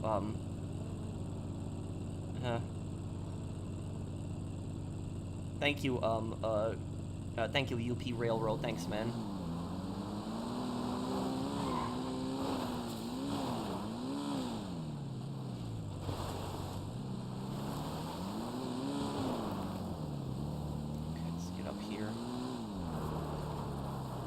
Oh, how did the supervisor get fired? Oh, okay, the lazy supervisor, right? The one who constantly had distracted me and kept me from doing my job. So how he got fired is, what ended up happening was, there was one night I remember I was working with him. He basically, there was a few other coworkers that I had. I wasn't working with a narcissist at the time, but this supervisor, for people that are joining the stream late, I had a supervisor that was very lazy. And what he would do is he would try to sabotage me from keep doing my job every Saturday night. He wouldn't let me do sales signs. And when I wouldn't finish sales signs, he would tell me that I can't leave until I finish them. And he would do that on purpose. He would give me other tasks to delay me from doing my job just so that he could milk overtime. That was the whole reason for it. He wanted to milk overtime. He'd sit in the office and he wouldn't help. Now, what happened is, with him, is one night I was working, and I was working with a few other people. I wasn't working with a narcissist at the time. I was working with the other guy and girl, and they were both nice. They both don't work there anymore. Haven't worked there for a very long time. But basically, what happened is they were both college kids, and they both actually had finals around that same time. And what happened was the supervisor kept them there and didn't care about that they had their finals. He kept them there till 1 a.m. And I remember I was the last to leave. I left at close to 1:30 a.m. But the other workers were allowed to leave a little bit earlier. But I volunteered to stay for them. You know, I told them I'll stay for you. You guys just go. And what happened was the manager found out about it because the manager tolerated it up to a point. But when the manager found out that it was till 1 a.m., he told him don't do it anymore. Don't do it anymore. And basically what happened was the supervisor still kept doing it even after the manager told him not to do it. And what happened was the manager actually could not fire him like just outright. Like he couldn't fire him just for laziness. And so the manager wanted to was trying to figure out a way to get rid of him. And so, do you know what the manager actually did? The manager, I don't know if this was the right thing to do. It did work in the end, but it was kind of messed up. Basically, what the manager did was he offered him a raise and told a raise to work at another store. So there was another store that he could have a supervisor position in, and he'd have a bump in his pay. And that store was actually a little closer to his house. And he told him to go to that store. And he accepted it, so he couldn't force him to go to the store, but the supervisor accepted it, and he signed it and everything, and he said, you know, I'm going to work at this other store. He did it mainly for the money. And so that's how the manager got rid of him, is he had, but don't worry, he still got fired. Basically, what happened was he went to the other store and started working at the other store. Why does that not count? We threw it in the container. Oh, now it counts. So basically, what my manager didn't really solve the problem. He just moved the problem. That's what he did. And what happened was that the other store, I remember, they called us, and they were pissed. They were saying that there was like, this guy was like lazy as hell. Like, why are you sending this guy over here? He's not doing his job. He's just sitting around. And literally, they were just pissed. They were just unhappy. I understand why they're pissed off too. I was at least happy that I didn't have to deal with them anymore. I was at least happy for that. But I felt bad for the other store. That's not the way I would have handled the situation. But that's what my manager did. And what ended up happening is, when he got moved to the other store, he got fired one day because he violated policy. Basically, what he did was he was in the office, and the store opened, and he just started sitting in the office. I think he was on his phone. And what happened was the registers are in the safe in the office, and he didn't bring down the registers, and the cashiers had no registers in the front of the store, and a line was building up, a big line, and so the cashier was saying on the intercom for him to bring down the registers. Now he brought down the registers, but do you know what he did? His laziness got him fired in the end, because he was so lazy that he didn't even want to close the door, because the door to the office was like this big kind of like metal door, and what happened was when that door closed, it would lock automatically, so it was like an automatic lock door, and the only way to open it at that point was to get your key out, and he was too lazy to get his key out to open the door back up. So what he did was he put a cardboard box in front of the door to stop the door from closing, just so he wouldn't have to unlock it with the key. And then one of the other workers was walking by and saw that the door was like halfway open with the box. Anybody could have gotten up in that office at that point. And the worker was like, oh, no, let me take a picture of this really quickly with the phone. Like, they were rushing to take a picture of it because they knew they had him. They had him at that point. And so then the worker went up in the office, and guess what? The safe was open in the office with tons of cash in the safe.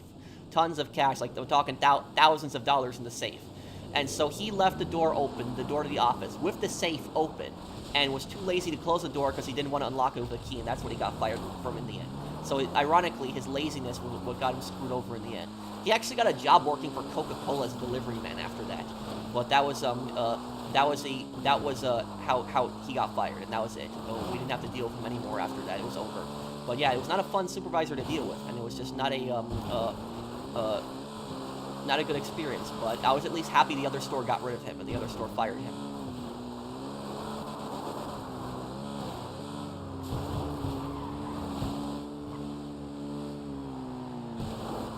How tall are you? Around 6 feet. Wait for the organization to leave. There we go. Got it.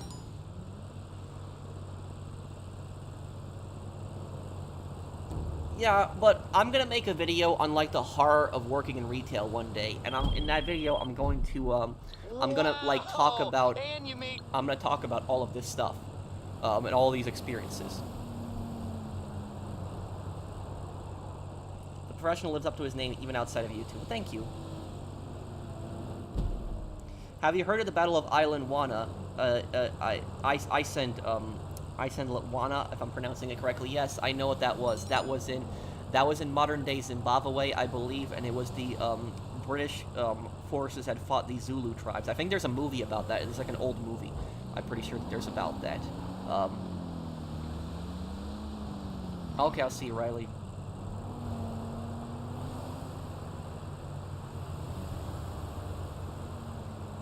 The story had a good ending. Well, thank you. You know, I have, like, you know, one time, something scary that happened one time is a customer followed a supervisor to the office. Can you believe that? The supervisor was walking into the office, opened the door, and the door was supposed to close behind her, and the customer followed her into the office and was just complaining about something. And the supervisor was like, "You need to get out of this office, you're trespassing." And the customer just didn't want to listen. Eventually they left. But that was just, yeah, that was it.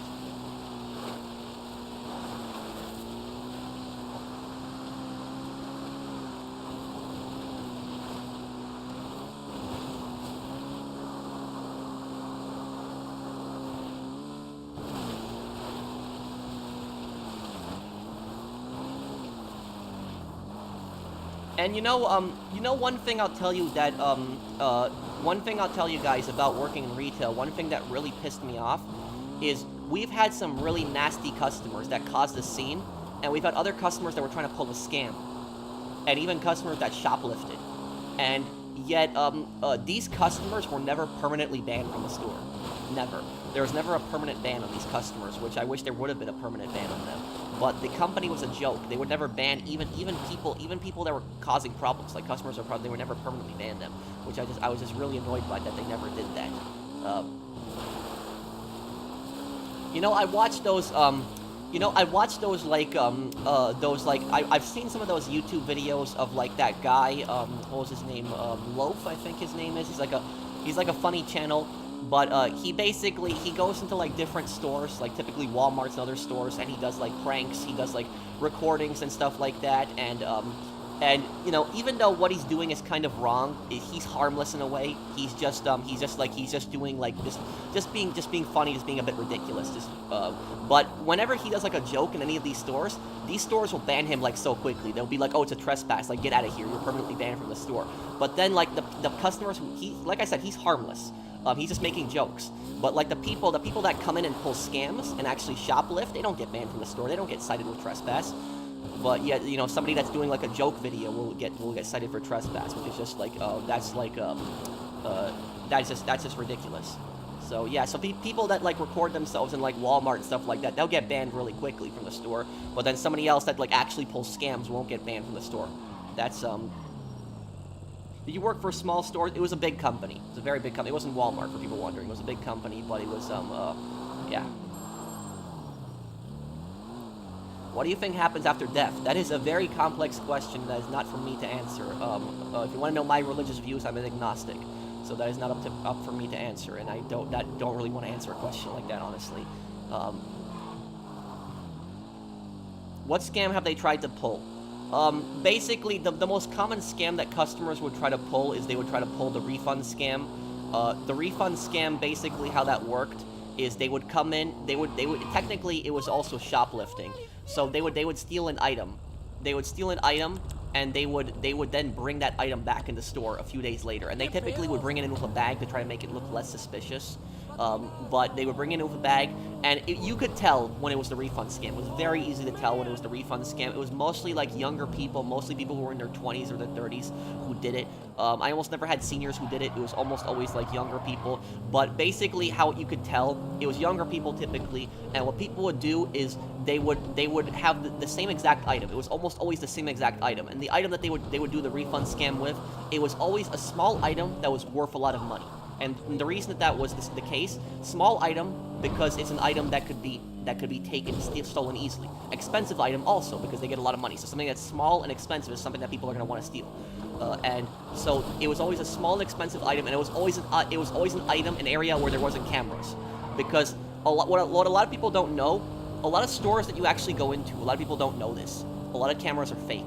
A lot of them are fake. In my store, most of the cameras were actually fake. We had a few real cameras, but then there was a lot of cameras that were fake. And you basically, in my store, how you could tell which cameras were fake and which weren't, the cameras that were actually in the ceiling, like kind of like those orb cameras, they were almost always fake. Some of them were real in certain stores, but in my store, at least, the orb cameras were fake. The real cameras were the cameras that you saw a wire coming from them. So when you saw like the wire, like the old-fashioned like CCTV camera, like those were the real cameras. And the real cameras were always on the register and in the pharmacy, and they were sometimes in like other certain aisles. but they were the ones on the register and the ones in the pharmacy were always the real cameras. And so the shoplifters knew where the real cameras were. These companies think that these criminals will like fall for like the fake cameras, but they know which ones are the fake cameras.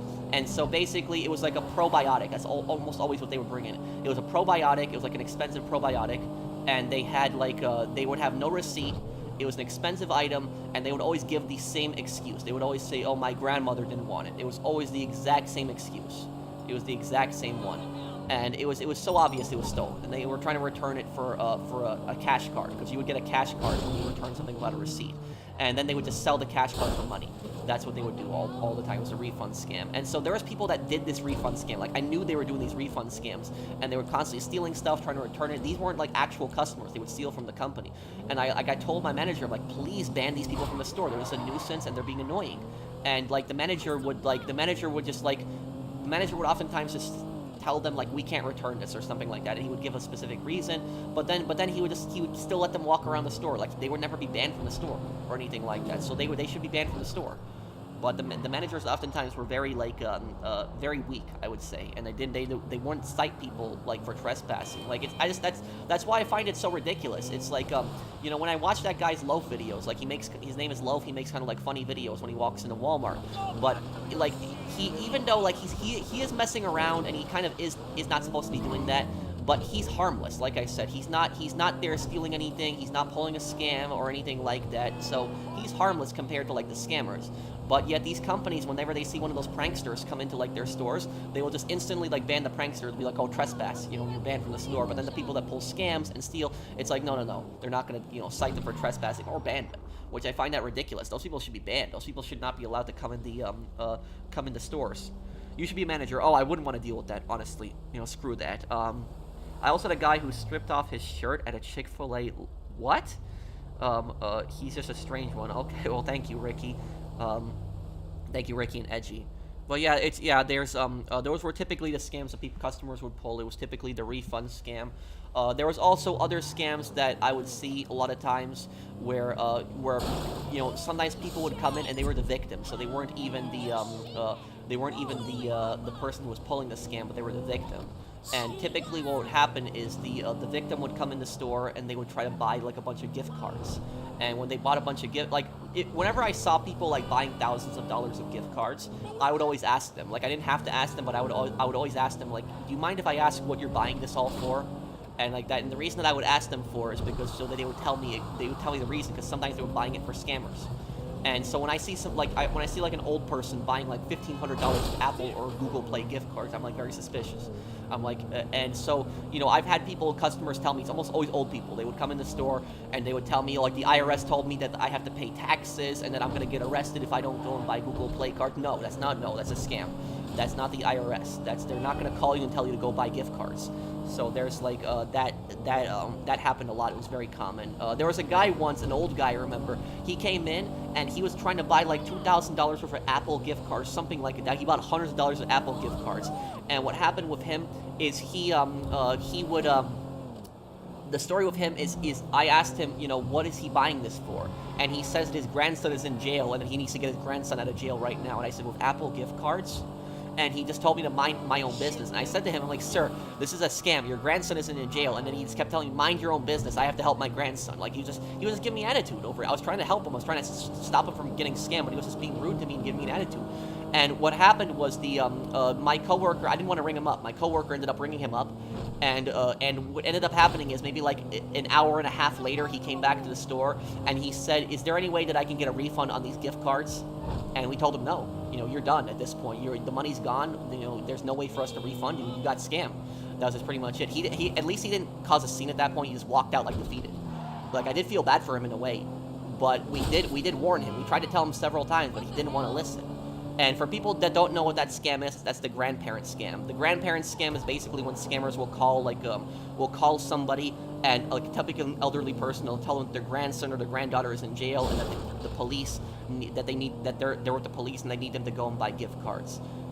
Yeah, there's like I'll tell you this though. There's like a big misconception. Like, a lot of people think that all of these scammers that pull these scams are from India, but that's not true, because I've seen scammers that run these gift card scams and they're not from India. But what I've seen is I've seen Polish scammers, like Polish people, who actually run these scams.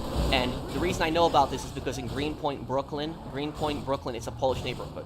And so what happened in Greenpoint, Brooklyn, it wasn't a neighborhood that I grew up in, but it was a neighborhood that I was very familiar with.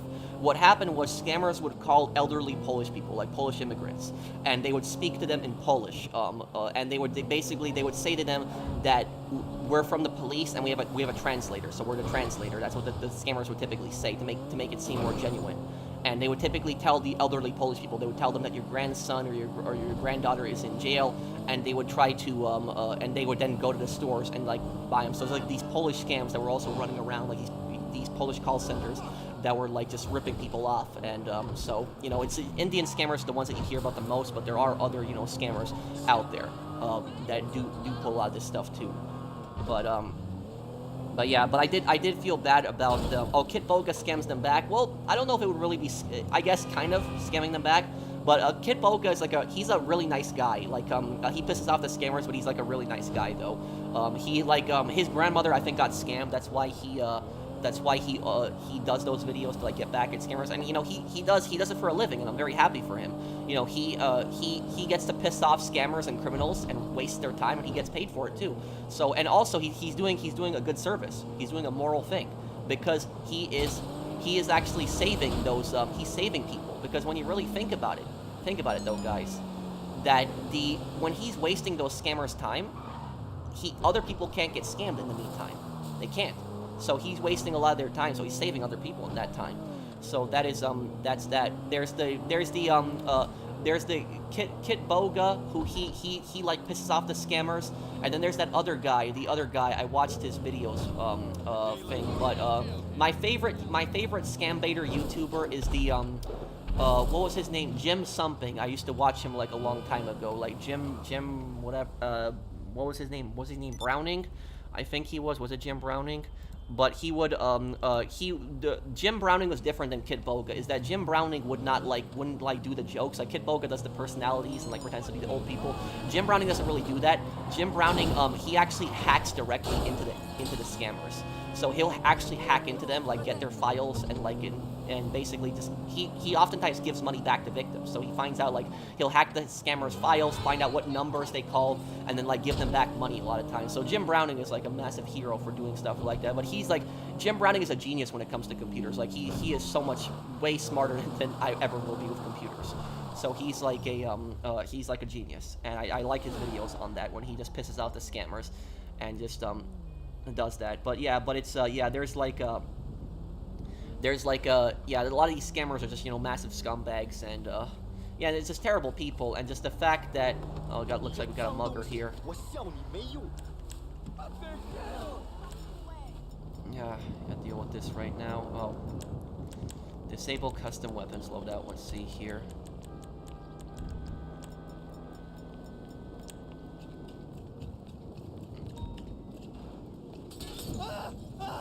Okay, there we go. So you don't steal from me.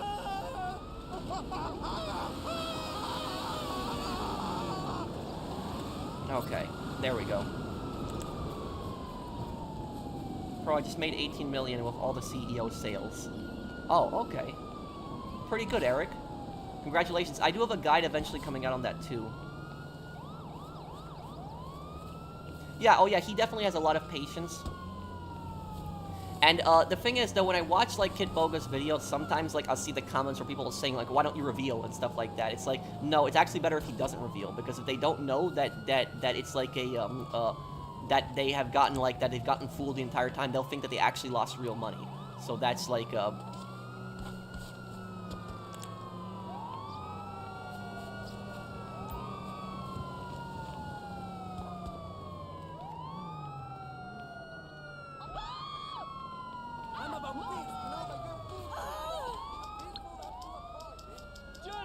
oh, and and last thing I'll say before I get off here, my father almost actually got scammed. So you don't want to get in serious trouble, huh? 3 weeks ago when I was still visiting New York. So basically what happened was my father said that he had a problem with his laptop, and he said his laptop has a virus.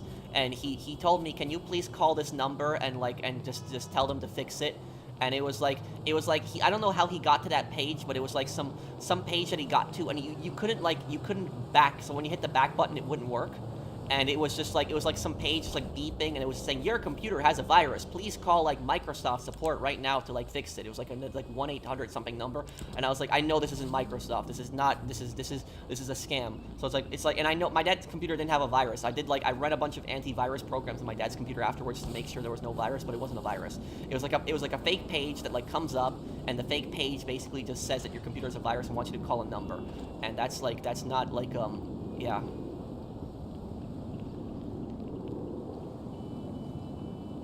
Urban Chaos? No, I haven't played that one.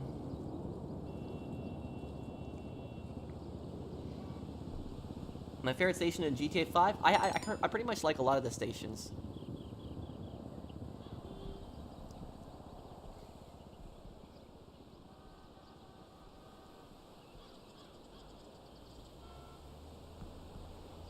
Okay. But I guess, how do you sleep at night knowing you're scamming old people is just so scummy? Well, it's like I said, these scammers have like no hearts, no conscience whatsoever, and basically the mindset that these scammers have is they think that like Americans, and they think that people in the West are like they think that Americans are like stupid, but they think that Americans have like a lot of money, and so in their minds they don't feel bad for like, you know, scamming people, and they're scumbags. And the thing is, like, when you hear about, like, some of the things that Kit Boga, like, does, like, when he pretends to be the old woman, or, like, something like that, and he says that he's sick, or he says that he needs to help out his grandchildren and stuff like that, and, like, even though the stories he's saying are, like, fake, the scammer doesn't know that. And the scammer is, like, hearing this, and the scammer still tries to go along with the scam. Just the fact that, like, he hears this, it shows you how evil some of these people are. Like, they're just, some of them are such bad people.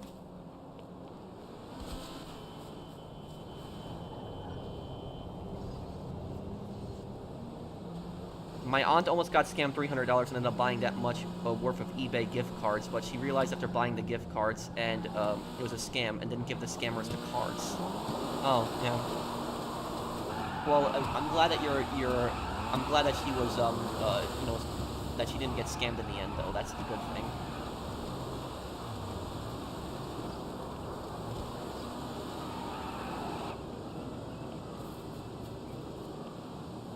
Is Kurt Dierker a psychopath?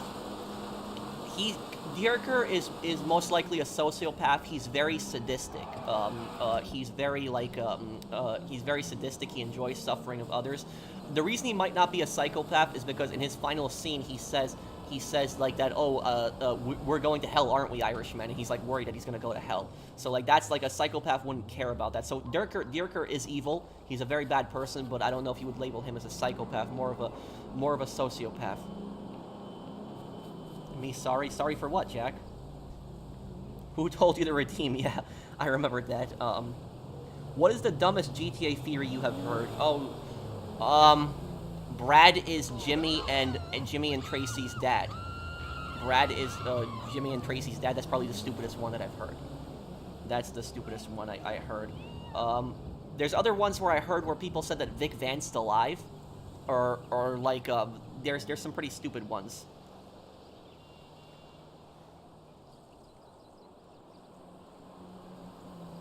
I'm not joking. There's some people that think that they're like Brad was Tracy and like Jimmy's real dad. That's stupid.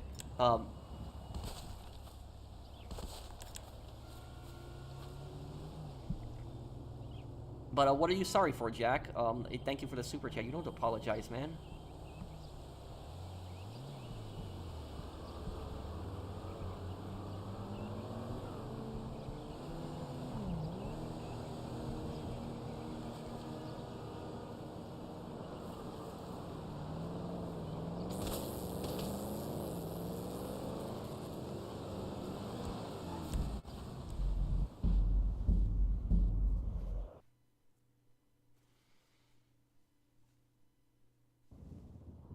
The dumbest one is where they say the witness from North Yankton is actually Amanda. Oh yeah, that makes no sense. Why would Amanda be a hostage in that situation? Drama. That makes no sense. People just don't get that this is art. Excuse me. Yes, that was one of the worst events in American history. I do know about that. it's just really unfortunate that the soldiers that were involved in that weren't prosecuted. I know about that event. What's the dumbest theory you heard based on either San Andreas or Liberty City? Dumbest theory that I've heard on San Andreas or Liberty City? Oh, the dumbest one that I've heard. Oh yeah, okay, I know. The dumbest one in San Andreas and Liberty City is that Tony Cipriani killed CJ. That's like the dumbest one that I've heard. Like people believe that. They're like, because Tony Cipriani killed someone, and Liberty City Stories takes place after San Andreas. It takes place 6 years after San Andreas. Tony Cipriani killed somebody in 1994, so 2 years after San Andreas, and he had to leave town because of that. And it makes no sense. Like Tony Cipriani killed a made man. He didn't kill he killed a made man, so he had to flee town. He didn't kill CJ. So like a lot of people think that Tony killed. No, that's not. No, that was that.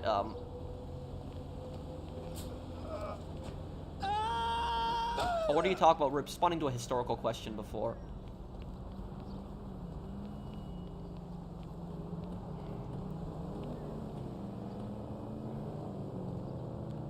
Hello.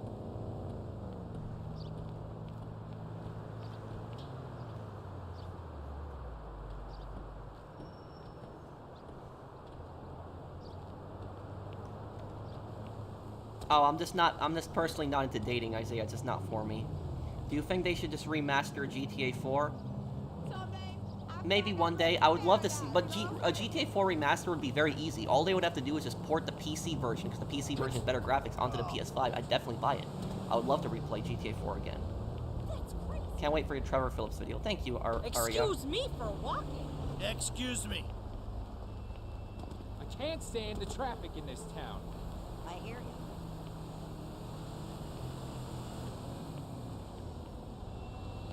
The stupidest one I've heard is that the manager of the Union Depository was in North Yankton in the prologue. Oh yeah, that one. My friend Dark Viper AU actually made a video on that. I saw his video. That was yeah. People believe that nonsense. No! I'm sorry. Hey, how have you been, Pro? Wishing you the best. Thank you, Chris. Thank you for the super chat, Chris Jackson. Thanks, man. Why never play Saints Row 2 on the PS3? Because Xbox One, I can just, I have this Xbox One, and I can just put the original Saints Row into that. PS3, I'd have to hook up PS3. It's more simple. Also, the PS3 version, I could play it on PlayStation Now, but it's so laggy, I couldn't play it.